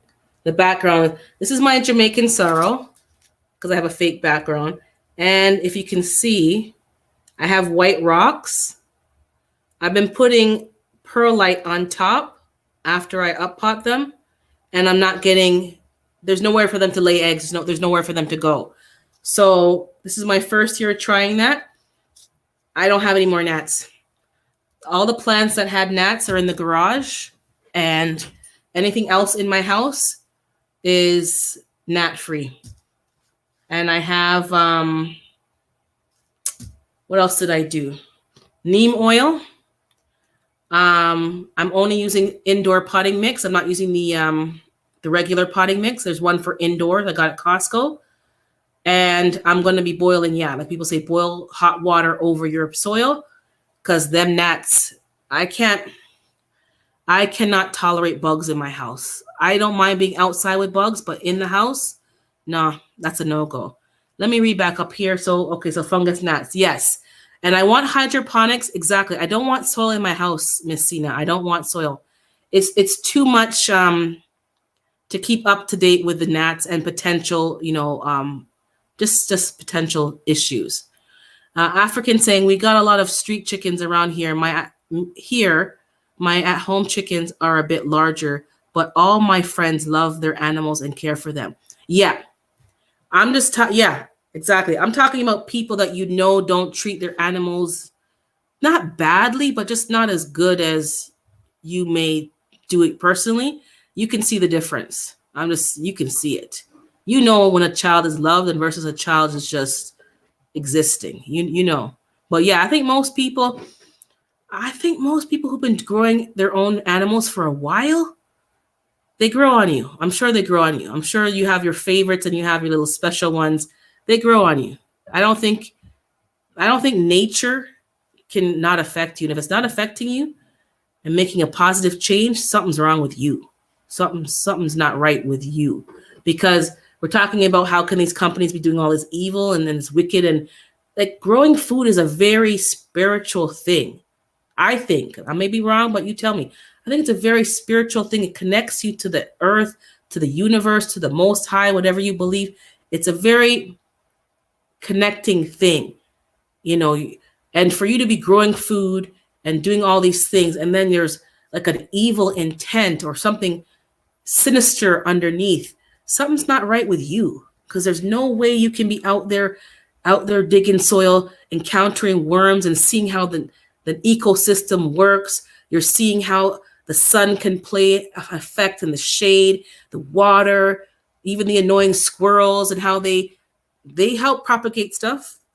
They're digging up stuff and spreading seeds all over the place and dropping seeds here. The birds, something's wrong with you, man. Like, so if you're doing evil in the agricultural industry and the permaculture industry and the livestock industry, you're pure evil. Like, you're not just evil, you're pure evil. Because that's such a spiritual thing that if you're being evil in that industry, you're from hell itself. That's just my opinion. But yeah, something's not right, man. Because we were talking way back with somebody else, and it's like, you could have a bad day, you could be going through a lot, but you go into that garden and it's like you're talking, it's like the Bible. It's like the Garden of Eden. It's your Garden of Eden. And you're talking to the Most High. It's like you're connected from the earth right up to the universe. There's no way you can't find something doesn't change within you. All the stress that was bothering you is gone. You have a clarity of mind. You feel a peace that just doesn't make any logical sense with what's going on in your life, but it does something for you. And for you to be evil in that kind of environment and that kind of industry, back to them companies, you're pure evil. Let me go back here. The best way to get meat in the States, maybe to find a family member that wants to buy it. Yeah, we found another family, I think it was 3 or 4 families that we came together. They approached my family and said, do you want to all go in for a cow? And, each family spoke to their family. I guess a family of 4. And, we came together and we bought a cow, or I don't know what you call it, but we bought the cow, they butchered it, and we all got particular cuts already wrapped up and packaged to go in the freezer. And I haven't had beef like that since my aunt was raising her cows. Very different. Yes, thank you for thinking the perlite. Yes, Miss Sina, sand does the same thing.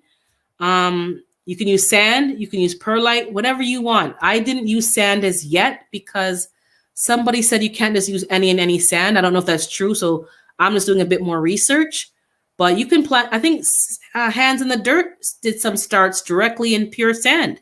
And that would be good for the house. That would be no bugs. You tell your home, yes, this is yes, it is spiritual. Yeah. So I don't know how people can be doing all this foolery in the, the agricultural sector. They're just wicked, man.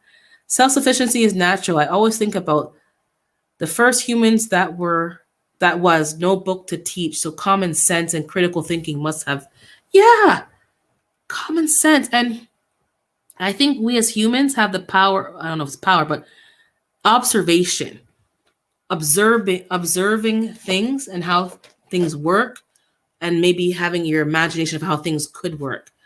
I've learned a lot just by sitting and watching and observing and saying, okay, this is how, it works in nature. Maybe I could try it. And then you start getting your brain wheels turning to try something, and if it doesn't work, it doesn't work. But, a lot of inventions were made just by trial and error and observing nature. You learn a lot, especially I was laughing because it's bird nesting season here and these birds, but man, it's so funny watching that male bird. As soon as you open the front door, you could be like 10 feet from the nest. And mind you, you chose to put the nest here in the way of me leaving my house. So I don't know why you're giving me attitude every morning. But as soon as you open that door, that bird's flying like gonna poke out your eyes. And I'm thinking, he takes his job seriously. It's just funny to me. That bird takes his job. I'm gonna defend my nest. That's my job from 9 to 5. And then I go to sleep at X time and I clock back in first thing. It's just funny. Birds are funny. That's true. Yeah. My aunties got together to buy meat like that. Yeah. We bought meat like that. Cow, beef. Back in the day, most of our chicken came from my aunt. She raised the chickens, butchered them, and then you would purchase it and it would go in your freezer.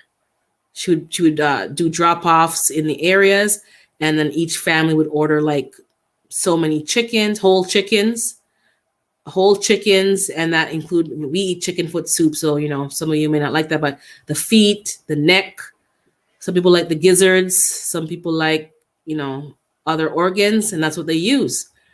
Breaking down an entire cow or half cow is a great way to have. Yeah. And I think we had beef. I think it was a year, and we had like the ground beef. So we made hamburgers and meatballs. I use that for my lasagna. Trust me, I'm even salivating now. That beef had so much flavor without having to use a lot of seasoning. That tells you something. I didn't have to coat it with all this seasoning. I didn't have to really put salt. There was a natural saltiness to the beef. Smokehouse where they put. Yeah, my uncle has a smokehouse in Jamaica now too. He everybody left Jamaica, and a lot of us are going back to retire and going back. So he's going back with a different mindset. He wasn't raised like he was raised in Jamaica, but we left. We've learned things, we've expanded, and he's going back. So he uses the old ways, yes, but he has a lot of modern ways as well too. And he hit a smokehouse. So you smoke your meat. He smokes his own bacon. He buys up 2 pigs, I guess a year or every 6 months. He raises the pig on the scraps from the kitchen. That's why I don't know about pigs, because the pig pen is way in the hill under some tree. Like, it's not really near the house. And he throws the scraps over the hill. And when you look down, you hear the little thing, oink, oink, oink, and carrying on grunting. But yeah, and they butcher the pork, the beef, the pig right there, not the beef, the pig. And he smokes his own bacon. Like, I'm telling you, the bacon, I'm not really a pork eater, but I won't refuse it either if I'm in the island, because their pork is different. They're trying to do mining. Oh, they've been mining in Jamaica. Okay, my family, that's funny. My family is from St. Anne's, Jamaica. And if you know, I'm not too far from Ocho Rios or Discovery Bay. If you know that, it's on the north coast. So I'm not too far from Ocho Rios, but I'm more inland. So I can see from the top of my hill, I can see where the ships come in. I can see the ocean. We're that high up, but we're not far from Ocho Rios. So right now I haven't been back since the pandemic. So hopefully I can get back there this year, and get back and see what's going on there. And, work has changed. So you can now work from anywhere, to be honest. So who knows if it's an opportunity that I can work and have a VPN from there and work for my current company, I think I might be gone. Don't have to deal with no winter. But David Corey, mining in Jamaica. That's that's one of my irritants. That's one of my irritants. I've seen my mother's area, how they destroyed bauxite. If you guys don't know, the company is called Bauxite. And if you guys have ever been to Discovery Bay, that's where I'm there often. The bauxite ship. So you'll see a cargo ship, not a cruise ship. I'm talking about that rusty looking rig. Oh, you're not far? Okay, so I'm in that area, Runaway Bay. the Runaway Bay, Discovery Bay. I'm always at Puerto Seco, the beach there, where it now has dolphins, which is another pain point for me. But back to bauxite, and they've destroyed the island, guys. So for those of us who are buying aluminum foil, if you really don't need to use aluminum foil, let's stop using aluminum foil, because they're destroying countries, black countries. I'm not trying to be racial, but it's usually developing countries and black countries, because they're the ones that are developing, and they're destroying I'm talking gouging out the land, craters and crevices of land just missing. And then they don't put it back, and they don't fill it, and it's just red dirt, nothing. You can't grow there anymore. So you're destroying the land. You're destroying the land. Fine. Not fine, but I'll say fine for this example. And then those people can't grow nothing afterwards. And most of the food that they grow is from our African roots, which is root crops. Same thing that Planter's talking about. Dasheen, cocoa, edos, yam, root ground provisions. If they can't grow ground provisions, you need to look up box. I'm going to type it in the box. It's not how it sounds. Bauxite. That's what it's called. Bauxite. And they relocate a lot of people because they want to buy your land. So I know my grandmother's land on my mother's side was sold, and they relocated them somewhere else. And it's been years, and we're still waiting for the title for that land. So let me just tell you, it's been years. And good morning, Wally. I see you there, man. Thank you. And they've destroyed the land. And my aunt lives in a place like in Jamaica, like me. She lives behind the train track. And I'm talking all night, day and night. The train is moving. And it's the bauxite containers filled with soil going to the plant. So if you're ever in Jamaica and you're ever going to Dunn's River Falls, they're going to take you on the not new anymore, the highway. And you're going to see on the side where the ocean is, you're going to see this circular dome, rusty looking, huge circular plant. That is the bauxite plant. And it's a conveyor belt of containers of dirt being dropped in there.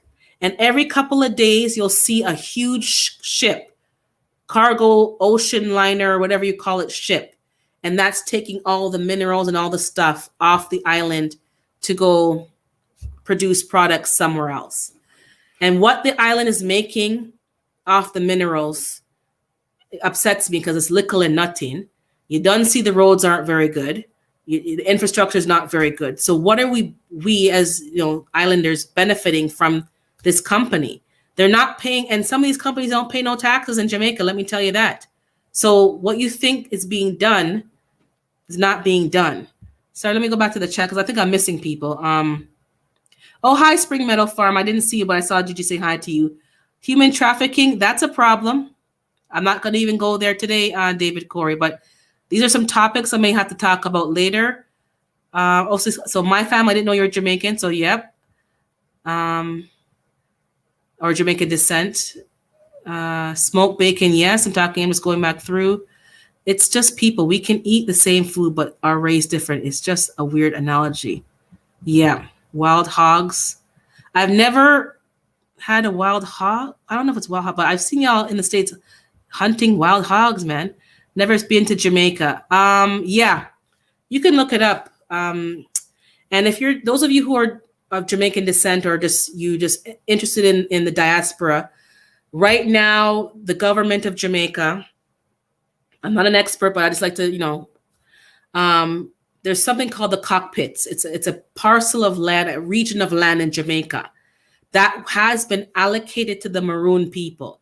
And the Maroon people are the ones that fought against the British and they beat them, basically.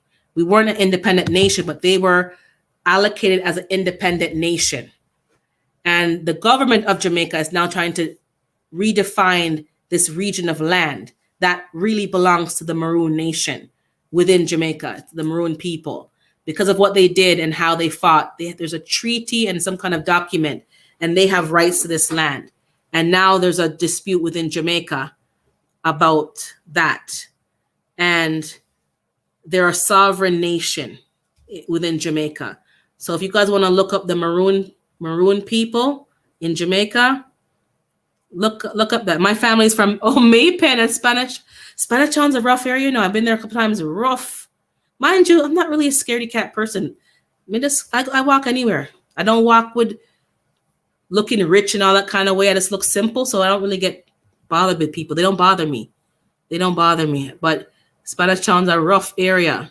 But yeah, do some research, guys. It's not Maroons aren't. Yes, they are. It's a sovereign nation, indigenous nation. The word indigenous, I don't know if it's indigenous, David Corey. Maybe you're right. They're indigenous.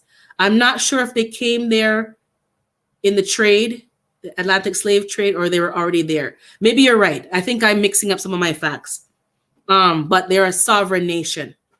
And the government of Jamaica, which is really not surprising, but disappointing, because they are the reason that we were free from many, they have a strong history. How are we screwing over the Maroon Nation?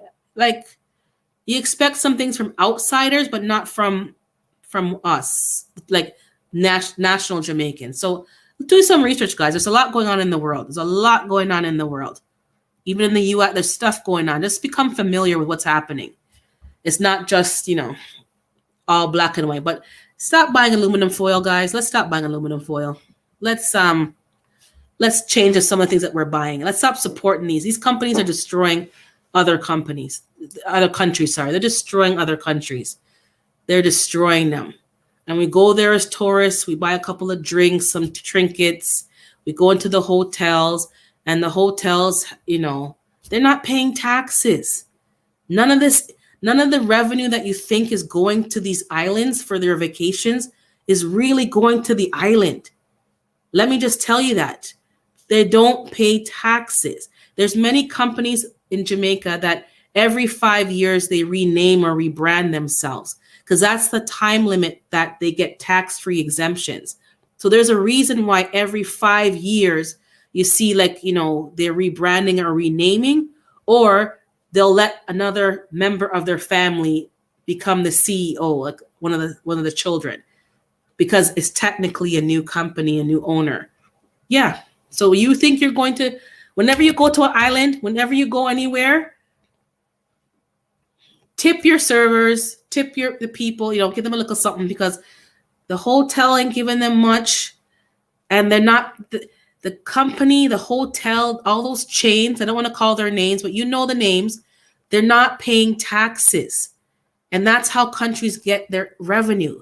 And if you're spending money at the hotel and the hotel's not paying taxes, and you wonder why things haven't improved. That's why. The hotel areas have nice roads. Everything's nice and clean there, but you go a little further in and you wonder why things are so, difficult and violent. No, this is not about gardening or whatever, but this is what's happening, guys. Where you spend your money is important. And a lot of the hotels, I watched a documentary. I'm talking 15, 20 years ago, and I can't remember what it's called. I wish I could kind of find it. They should be required. There's loopholes, Miss Gigi. There's loopholes. That's the problem. And when people are, I don't know if I want to say affluent, but they have access to education and information, and they understand how to use loopholes for their advantage, this is what happens. They should be required to, but this is what happens. These governments make deals with the devils because they want the hotels to come to their island. They want the business to come in, and they want their people to be employed. But the Maroons, the Maroons are in Canada. Some of my people that I know that are Jamaican, you can see it. They have a look to them. They're Maroons. Which is why now I understand. Yeah, yes, Mr. Billy, that's true. They're here because some of my friends' parents, they're Maroons. They have a nice, cool, dark complexion. Yeah, they and they take advantage of these developing countries. They really do. And It's disgusting. And you say, oh, it should be this, it should be that. This is not right. But they have to make these deals with the devil. And then, it's difficult. It's really difficult. Maroons in the UK. Yep, they're everywhere. They're everywhere. Jamaicans are everywhere. Trinidadians are everywhere. Guyanese, like, we're everywhere. The diaspora is everywhere. I know people who are from Costa Rica and they're Black. They're indigenous Blacks I didn't know that till I met this person, from Costa Rica, over 5 generations Costa Rican. And she used to get upset because she used to assume that, oh, you're from one of the islands. She's like, I'm not from an island. Like, these stereotypes. I'm Costa Rican. And she speaks Spanish. It was about gardening because everything I'm talking about exactly what. Yeah. So, African, maybe you could talk about one day in your chat, like the politics in Tanzania. Like, I don't know, man. I know, like, I'm in Canada, I live in Canada, but what's happening around the world as a diaspora affects us, man. And we need to be aware, because where we spend our dollars in these first world countries like the UK, Canada, and US, where we spend our dollars, it may not change what's happening in our country in terms of like the fertilizer and all that stuff we're talking about earlier, but it can change what's happening in some of these places, because it's saddening. It's really saddening what's happening. And the most liberating thing is to grow your own food. And if the lands in these countries are being destroyed and polluted, not by them, by us, by tourism, and by companies from North America, from what do you call them? I forgot the word, but companies that are operating in these countries, but they're not from those countries. They're polluting the environment. They're polluting the country, and the people will not be able to grow their own food because the soil is sterile. There's nothing in the soil. It's all been taken by the bauxite companies to make some aluminum foil and other aluminum products. And they may not have the knowledge to put the nutrients back in as regular backyard gardeners. So for us here talking, you may think what you know is little and nothing. You share what you know, because maybe you can tell them, chop and drop those plantain and banana trees, chop them and drop them and let them rotten out there. Put the compost there. Share your information, man, because they're being left. You watch. And even in Jamaica, most of the Jamaica don't belong to Jamaica. It belongs to China, because they're selling out to the Chinese. If anybody knows about Hope Gardens in Jamaica, it's a garden area. The Chinese pretty much own Hope Garden. They lease it for how much years, but they own Hope Garden. And if the Chinese need to grow food and have things shipped to China, the Jamaicans are not going to get nothing. They're going to ship and send everything back to China. They're not going to make sure the Jamaicans get. And you don't see how people in African nations who are not African treat Black people like dirt in their own country. And we have cell phone videos now documenting and showing us what is happening. This is why talk and communication is yep. They want to stop people all over the world from being so. That's what I'm saying. And you have to take into account, no matter how hard it is over here, we have access to things in North America. We do. We were blessed. We're blessed. Over there, they don't have access to half of these things. Number one, they're not available. And imports cost so much they can't afford it. So they have to rely on, yep, China. China is the next globe. Yeah, pretty much. Brace yourself for a new massa. You got that right, Messina. Brace yourself for a new massa. Hey, Rambo Green Hands, blessings, man, blessings. So Rambo Green Hands is Jamaican, so he can speak to this as well. We're talking about bauxite destroying Jamaica, not just Jamaica, other islands, but I can only speak for my personal background. I know Trinidad has other things going on over there. I have Trinidadian friends, and they're destroying the countryside, destroying the soil, and the people them soon may not be able to grow their own food. And many people don't even bother grow their own food. The generation coming up don't know about farming and gardening. St. Elizabeth. Yes, I'm telling you. My mom is from a place called Madras. I'm not even sure where. I've only been there twice in my life because it's way up Madras, St. Anne's, destroyed. Um, my cousin works for security for the bauxite company, and I went down to where they're digging up in St. Anne's. I can't even remember the place, guys. Sorry, I can't remember the place. Red dirt, no grass. Just you're driving and just the dust just flying. No grass, nothing put back, nothing there. And I said to him, "Don't you feel a way working for a company that's destroying your country?"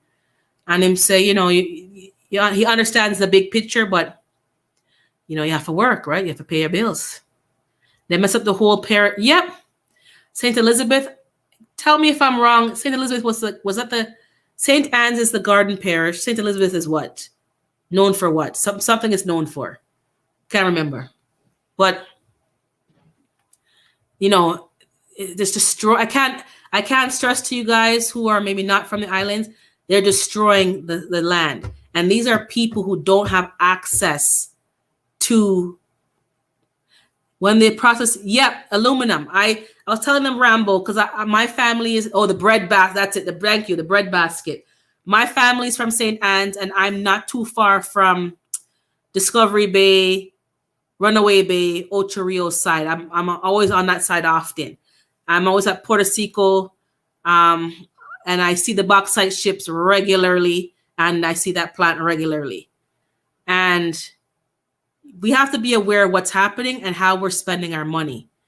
I can't tell nobody what to do, but just understand how you spend your money affects more than just what you think it affects. It's not just the company behind the scenes, how they're operating, what they're doing, man. God's punishing us because we fall for anything and we won't. Yeah, man. Yes, Miss Ronnie, look up aluminum, please. Look up aluminum. And it's not just Jamaica and the islands. Africa, South Africa. There's a lot of things going on. Many of the Maroons is yes. They're destroying the land for minerals because these countries are rich in oil, minerals, and they're taking them to produce products. And you may think, I'm buying a roll of foil for, I don't know, $1.50, $2, depending. Yeah, $1.50 for you.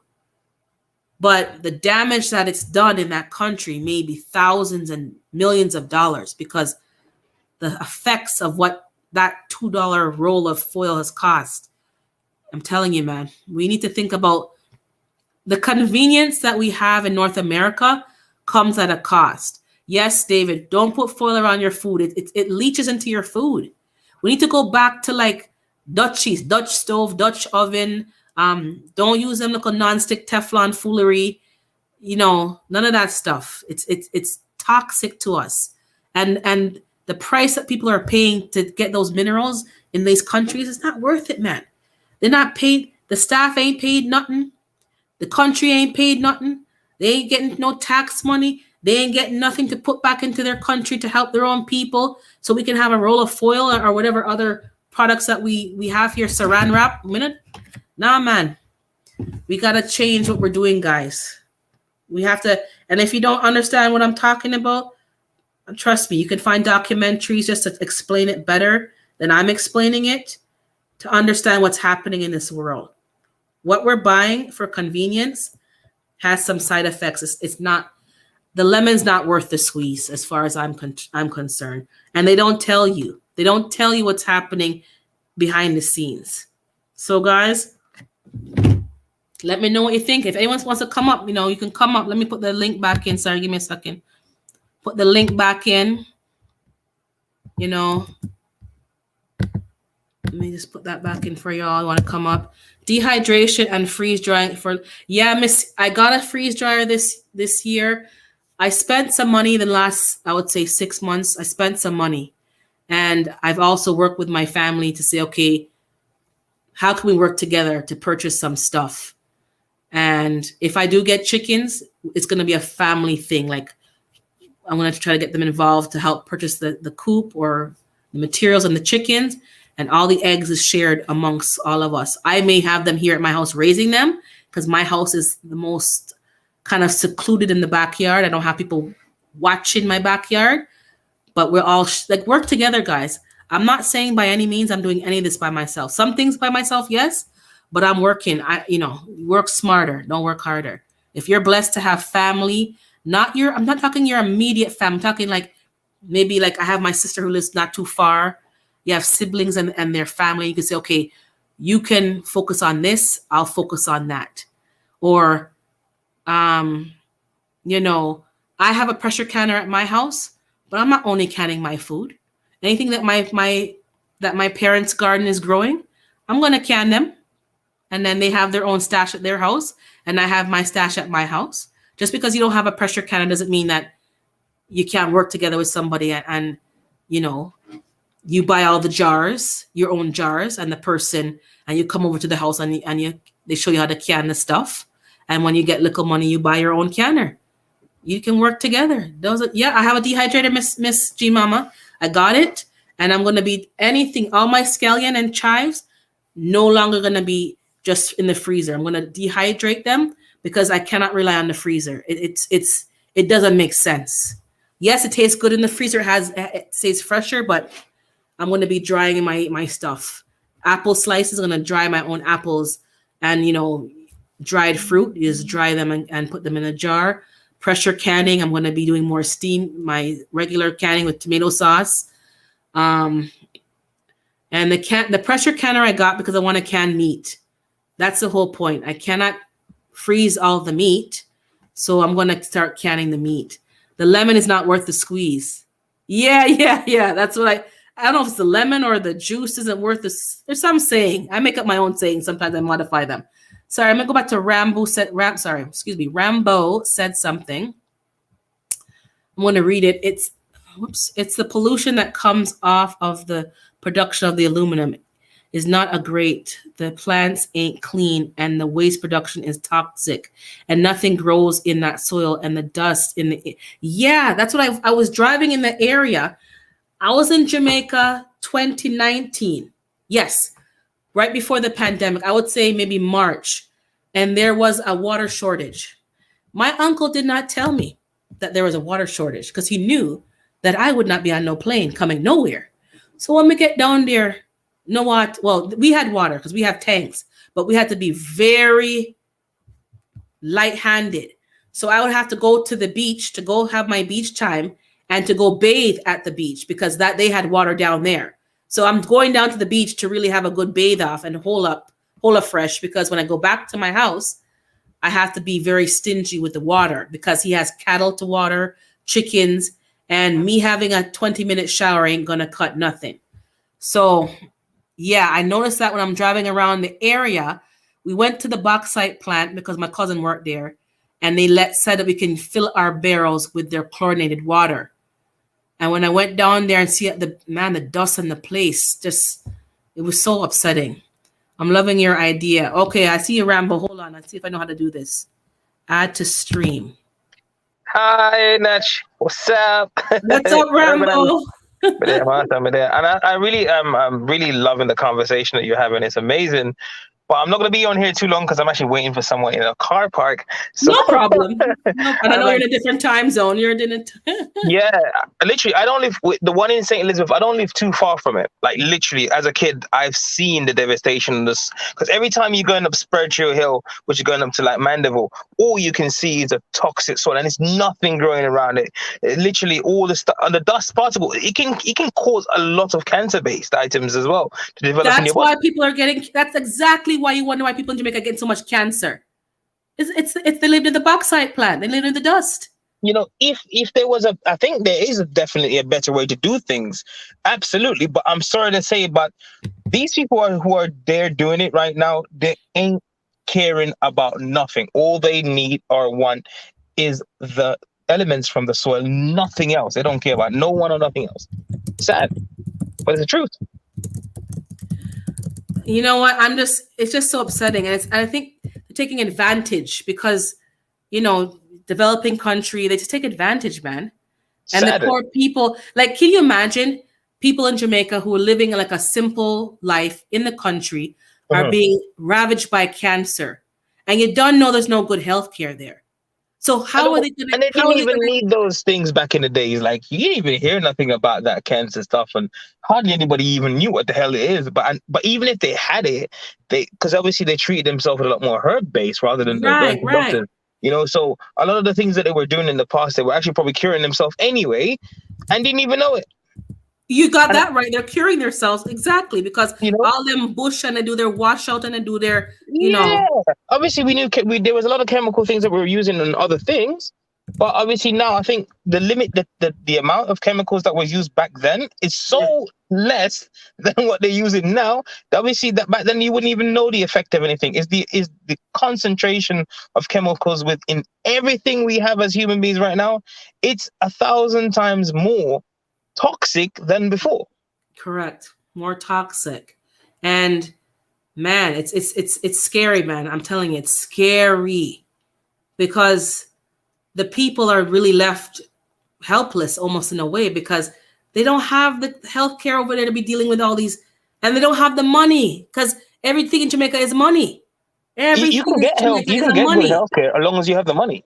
Yeah. So That's who the can only thing. afford to lose their house and their land for to pay for health care? Like it's not even right, man. It doesn't But make this no is sense. but mind you, the Americans don't have it no better. They didn't have health care for many a years and they good morning, gather together home said, sorry if I missed you. The Americans had the same problem for many a years. I know many people in the States who had to mortgage their home to pay for health care. Yeah, And it's so anybody in the sad. States, you let me know. I know you have health care now, but there's a lot of people like it was too costly and they couldn't There is a lot of afford it. people in the whole world right now that are feeling the screw tightening even more. And I have no problem with technology, but I love technology.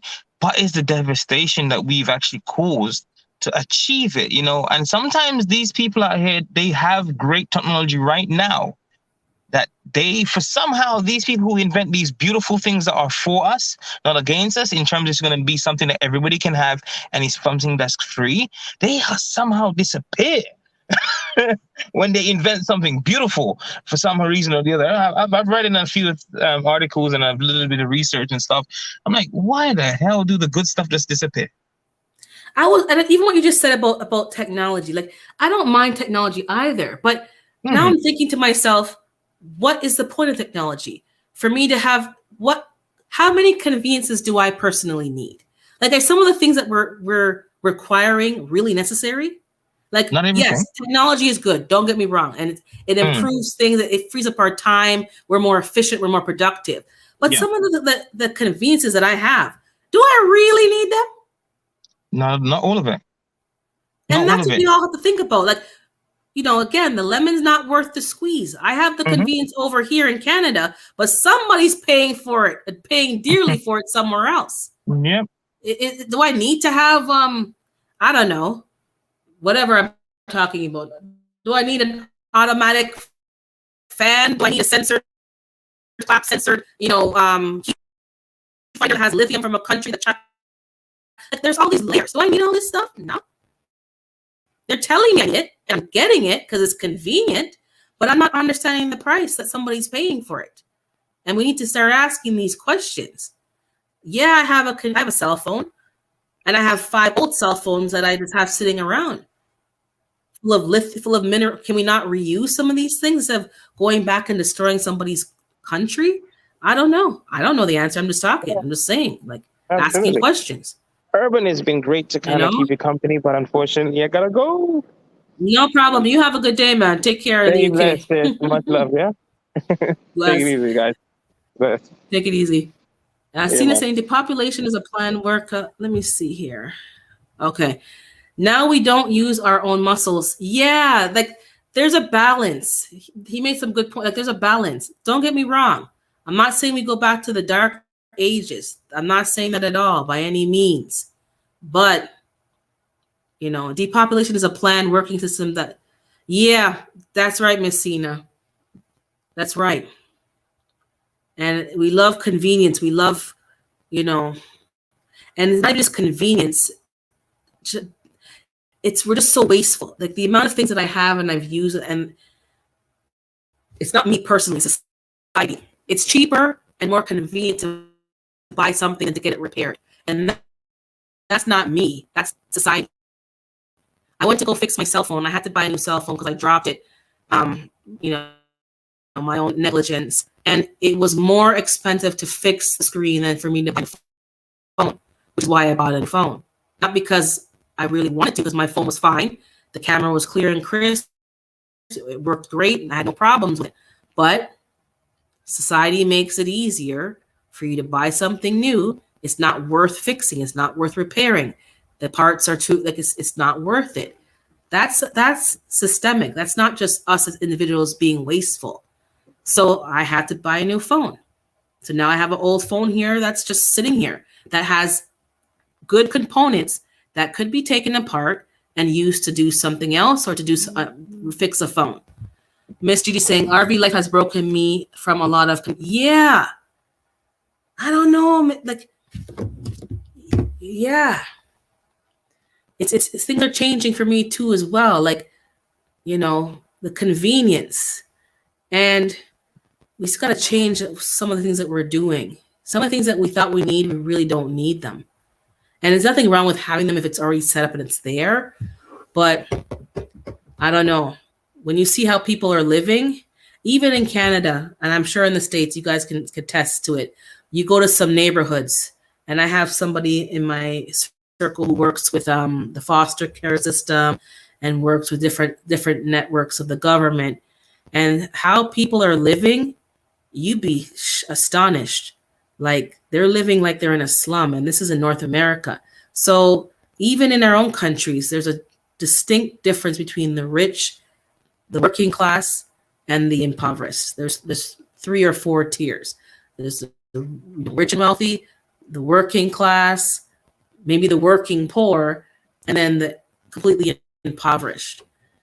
And even in our own country, why is there so much disparity? There's so much waste. There's so much food being thrown out. There's so much resources being thrown out. Why can't we make sure that these people can live a better standard of living? And sometimes some of these people, unfortunately, they have a very ignorant mentality. And what I mean by that is this. I talk to some people, and they would rather beg or ask for food or things or from the system than to go and grow food in their own backyard. And many of us know that they can buy seeds and buy planting materials with their social assistance or whatever you want to call it. They can buy these things, and there's no benefit to them. I don't need to do that. I can just go and get the food, go to the food bank. And, you know, the system has made them reliant on the system itself, but they just don't have that same, yeah, you may need assistance. Don't get me wrong. You may need some help. You may need something to cover the difference when you're trying to feed your children because the working job is not giving you enough money to pay your rent and to pay for your car and to pay. So yeah, nothing wrong. Get a little help. But why can't we teach some of these individuals to grow some of their own food? Because it's also better for their health. And it would free up more of their money to be used for other things. What happened to that mentality? That's a regular thing back in the day. Everybody that came to Canada from other countries, not just the Caribbean. Most of my neighborhood back in the day was Italian people that lived in my neighborhood. And not one of them did not have a garden. It's only nowadays, the generations now coming up don't have a garden. They may have flowers and stuff, but everybody who came to this country, as soon as summertime hit, tomatoes and lettuce at least. And some of the people had eggplants, exposed us to other vegetables and fruits, and they always had fruit trees in their backyard. So most of the people who are buying resale homes in my neighborhood have a lot of fruit trees in the backyard. Why is that? Those are from the Italians who used to live here, and they always grew some kind of food. And the Caribbean people. Hey, good morning, Taco Tori. Good morning to you. So why can't we have the same mentality? My uncle that I keep talking to you guys about, he worked his behind off in the UK, had a 9-to-5 job, and in the evening he was planting. And he had a side hustle, he told me, that he used to go and harvest potatoes. No, he didn't harvest potatoes. He used to go to the potato field, and anything that the machines couldn't pick up, he was allowed to pick them up and take them. And my cousin here did the same thing. So any produce that the machines didn't pick up from the farmers, you could pick them up and take them. So he would pick up the bags of potatoes and he would sell them in this community, and he would give people who didn't have or couldn't afford it. And he would, like, you know what I'm saying? I don't understand it, man. We need to do a bit better, guys. Like, not just in our own house, in our own circle, but teaching people. Because if we don't sound the alarm and let them know, they're not going to hear it from anybody else, man. It's very destructive what's happening. I don't know, guys. If you want to come up, I'll put the link up again. Anybody else wants to come up? And don't forget that African Dreaming is going live. So I'm going to definitely be in that chat. I'm going to be in the garden by that time working, but I'm going to be in the chat. And let's ask anybody else. What are you guys growing? If anybody in the chat who doesn't grow anything, want to start try to grow something? Do you understand the importance of being self-sufficient? Maybe you haven't started as yet. Maybe you don't know where to start. I don't know where to start, but I started this in tomatoes. Because in my climate, that's easy. And you don't know pasta sauce is not hard to make. You don't need no special equipment for pasta sauce. So, you know, what do you guys think is a good start for people? Just type it in the chat, or you want to come up, you guys can come up and say hello and just talk for a bit. And everybody, we were talking yesterday, Messina Renee has a channel. She only has 20-something subscribers. You know, check her out, try to support. So check out Messina Renee and see what she's doing in her apartment. She's doing something, right? She's doing something. Talk with Tori has his brain games Monday, Tuesday, Thursday. I'm pretty much there when I can. Learning about, you know, keeping your brain active, guys. It's like having a family game night virtually. It's very fun. Okay, thank you, David. So guys, talk with Tori. Check out his brain games in the evening, 7 p.m. Central, I believe. Check him out, guys. If you like family game night with the kids or yourself, go on there and play some games. It just helps get the juices flowing, something different. And everybody here has content, guys. Just support one another. I think we're all trying to get to the 1,000 mark so we can get monetized. So, you know what? Just support each other, guys, and join other communities, not just the gardening community. Some of us are overlapping in other communities. You know, check them out. There's I've been going on oh my god, RGG, the regular gun guy. You know, I don't know how you guys feel about guns, but I'm, you know, gonna be getting myself together just to have protection. Oh yes, David Corey has a channel, guys. Check him out. And all of us do things a bit differently. Some of us are completely natural, organic, you know, natural. Some of us use store-bought stuff, you know, no judgment zone. Just do what you want to do for your garden and learn from each other. That's all you got to do. Everyone's in a different place. David Corey has chickens and rabbits, so maybe you want to see what he's doing over there. I'm going to be trying to get some animals here eventually, but just see what's going on, guys, and learn from each other. Oh, you're welcome, Taco Tori. Yeah, I love that your game night. Oh my God, it's like I got my friends going to be joining, and we're going to compete with each other, and you know, get the answers. Who else? Yeah, so RGG, he talks about more guns, but it's all related. You know, preparedness is related. Solar power. People are talking about, you know, we're all in different countries, but do what you got to do and just be involved in other communities. We can all learn from each other. So it doesn't matter to me about 1,000 because I have y'all. Oh, true. But me want my 1,000. Oh, today's Tuesday. Okay, yes, Miss Ann is on 11 o'clock. So I have to make sure I'm in that one as well. I'm going to be in the garden, but I'll be logged on my phone because I have my day off today, and I have some things I want to accomplish today. And my parents' house, can you drop their channel? Yeah, I'm going to drop the links. Give me a second here. Give me a second. I'm going to leave the screen. Bear with me a second. And I'm going to get set up. Somebody tell me how to get that Nightbot stuff set up. I'm gonna put that up so that you guys can drop your own channels. I know Lex has Nightbot. I know Talk Tori has Nightbot. Yeah, I'm gonna get that set because y'all can just put in a hashtag and then drop your own channel. So it's not set up yet, but just bear with me. Said Elizabeth is the... Okay, did I go back in the chat? Maybe someone's in the... I think you're delayed in live. That's probably what happened to me too. You're in a different part of the live. Hold on. So Tuesday, not Tuesday. That is a tongue twister. If you don't speak proper English, you start saying all kind of wrong things. Okay, so Ann Dale. Give me a second. So hers is coming. Miss Ann Dale. Ann Dale. Excuse if I don't put the right punctuation, because... Okay, so that's Miss Ann Dale. Let me know how it looks. Let me go on the phone, because to me in my chat, it doesn't look like a hyperlink. It looks like it doesn't look right. So let me just check here. Somebody let me know. Is it clickable, guys? No, I speak proper English. Well, my parents do because they lived in England, the Queen's English, like Rambo, the Queen's English. But when they're ready, they don't speak proper English. And there's, just support people. Miss Gigi's right now living in a RV, a totally new experience. So you can go along the ride with her and see what's happening.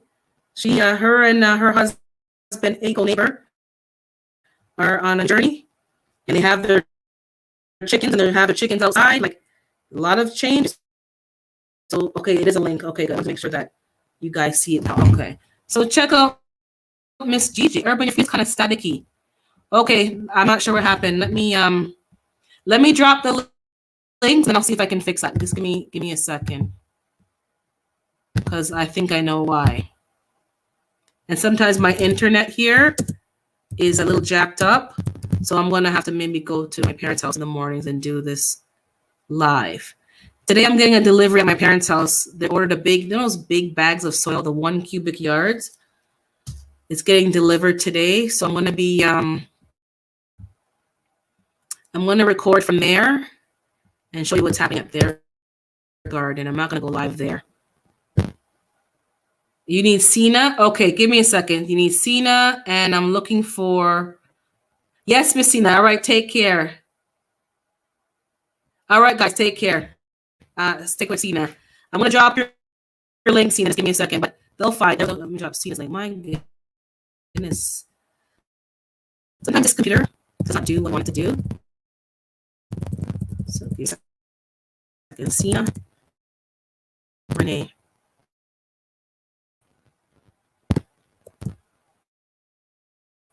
It just doesn't respond. Get technology, and then you have to upgrade because it doesn't work well anymore.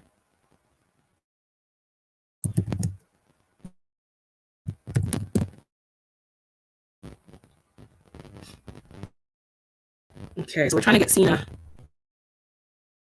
up a bit more, and she's gonna be trying to get content out there, but she does have a couple of videos out there. Okay, I found her. Just give me a second. Here's, because I have all this stuff going on at the same time, I think it's just slowing down. But I'm gonna drop. So Ann Dale has her Tuesday. Yes, thank you. I'm gonna get some help with Nightbot. And Miss Ann Dale has a Tuesday program. It's only 30 minutes. She sticks to 30 to 45 minutes. Sina Renee. Okay. And just check each other out, guys. You'd be surprised. Let me just find Talk with Tori, because he has that lovely game night, guys. If you're home, even like Miss Gigi, if you're home with your daughters and your husband, and you want to have a competition each on your own device, and you have a game night, you join Talk with Tori. You're gonna have a blast. You're gonna have a good time. My sister and I were on it yesterday, and competing with each other. And she wouldn't give me the answers. She's like, nope. Talk with Tori. Okay, I'm just dropping the links, guys, but keep talking. And what are you guys growing? Let's all try to grow something. Okay, so talk with Tori. There you go. That's his link there. Okay, it's going. So guys, yeah, you guys, Miss Gigi, he's on tonight. Talk with Tori's on tonight. And 7 p.m. my time, Eastern time. So I think he's 6. Well, he'll correct me if I'm wrong. Join tonight. I think you'll have a blast with your family, man. It's like having a family game night, but virtually. And you'll have a good time, man. David Corey with crop. I'm trying to find you, but it's yeah, I'm trying to find you, but it's like the cold. When you put something like, I don't know what's going on. It's like it goes somewhere else. Yes, I can find.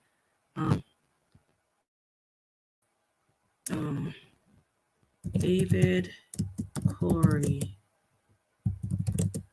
Okay, I think it found the right one. So guys, yeah, let's try to support each other. Some of us might get to 1,000, some of us don't care, but just support each other and encourage each other. That will help kind of maybe get more content out there and just share what's happening in their neck of the woods. And just, learn from each other, and not just all about gardening. Some people have different hobbies and different topics, so it's not always about gardening. David, yeah, Miss Gigi is Gigi Naturals Homestead. She has a good channel, and she's not just about gardening. She also is part of the other communities as well. Security, protection, well-balanced channel, growing food. She used to be a real estate agent back in the day, so she has a wealth of knowledge. She just currently had a experience buying land. She can share her own testimony. She has shared it, but she may share it again, or you can watch one of her old lives and just to hear what's happening, because sometimes you need to learn from other people's experience to keep yourself out of trouble. But she right now is in an RV with her husband, and they've been growing for a long time. I've been watching her husband, Eco Neighbor, has inspirational quotes. Yeah, like I stumbled upon their channels individually, and then I found out that they're a couple. So yeah, 6 p.m. Central, 7 p.m. Eastern time is Talk with Tori's Brain Games, I guess I call them. I'm not sure, brain games. And he has activities. You play Connect 4. You have to find the words and scrambles. Check him out, guys. If you're a person who likes, hello, Irene Axe. Thanks for coming to see you. If you like playing family game night, you're one of those friends who actually play game nights, you're going to like Talk with Tori. He has a lot of games and activities, and just it sparks conversations in your homes about games and just other things. It's like watching Jeopardy together as a family or Wheel of Fortune. We had a good time. Yeah, Miss Ronnie Weaver, thank you. So subscribe, guys. If you're not subscribed to me, subscribe to me as well and see what's going on over here. I'm going to be doing more videos at my parents' garden because I have to help out there as well. So just keep moving around the community and get to see what's going on. And Dale, I think I dropped your link already. Miss Gigi, let me get your link. GD Naturals, give me a second. Just share, like there's more naturals, homes.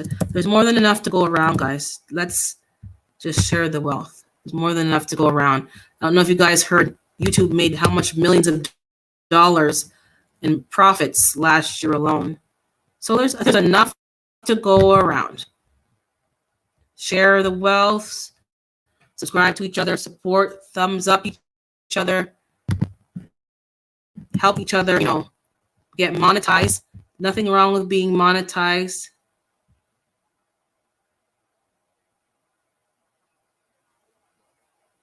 Okay, David, I see you. Maybe it's me brushing against the mic. I'm not sure. Sometimes going on with your audio. Okay, I think it's me. Maybe I'm touching something.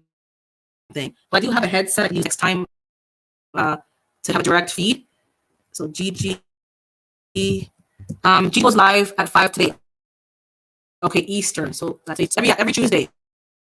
So I say Tuesday, but it's Tuesday. Every Tuesday is Miss Angel at 11 o'clock.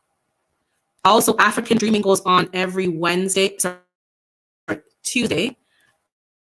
And GD Naturals goes on every Tuesday evening. Wednesdays is Wind Down Wednesdays with Hands in the Dirt.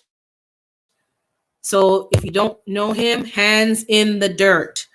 He has a live every Wednesday, and we drop in there. It's fun.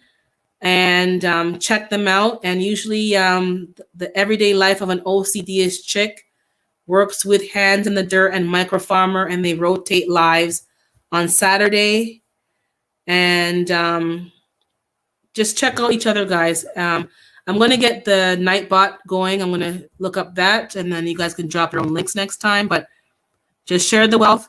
Thumbs up the video if you haven't done so already, guys. Thumbs up this live. Thank you so much, Irene. And just, if you like the content of each other, just subscribe. If you're unsure, just watch the videos and like them, thumbs up. You don't have to subscribe, but just, support each other and see what's going on. I'm going to just open it up again. If anyone wants to come up, I'll put the link in again, and we'll end soon so that other people can do their lives. There's enough to go around, yes, but, let people have their time, and I'll join in with them and support their lives.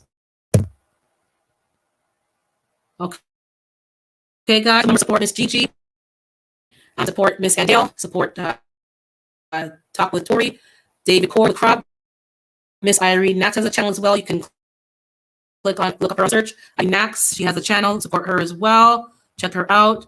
I don't know if Tana Home Gardening will check you out as well. As long as you have your money, you got good health. Yeah, exactly, in Jamaica. Exactly. I think she's behind in the live, but that's okay. And who else is in the chat? Gigi's husband has a channel, Eco Neighbor, Hands in the Dirt. He goes live on Wednesdays, guys. Check him out. I think Ronnie Weaver has a channel. I'm not sure. I'll have to check you out as well. I'm just scrolling up. Rambo has a channel. He was here. Check him out if you haven't done so already. And just support each other, guys. Yes, it's fun, but it's also a business, and help each other grow your business. I learned so much from Miss sorry, I think I'm on the wrong line.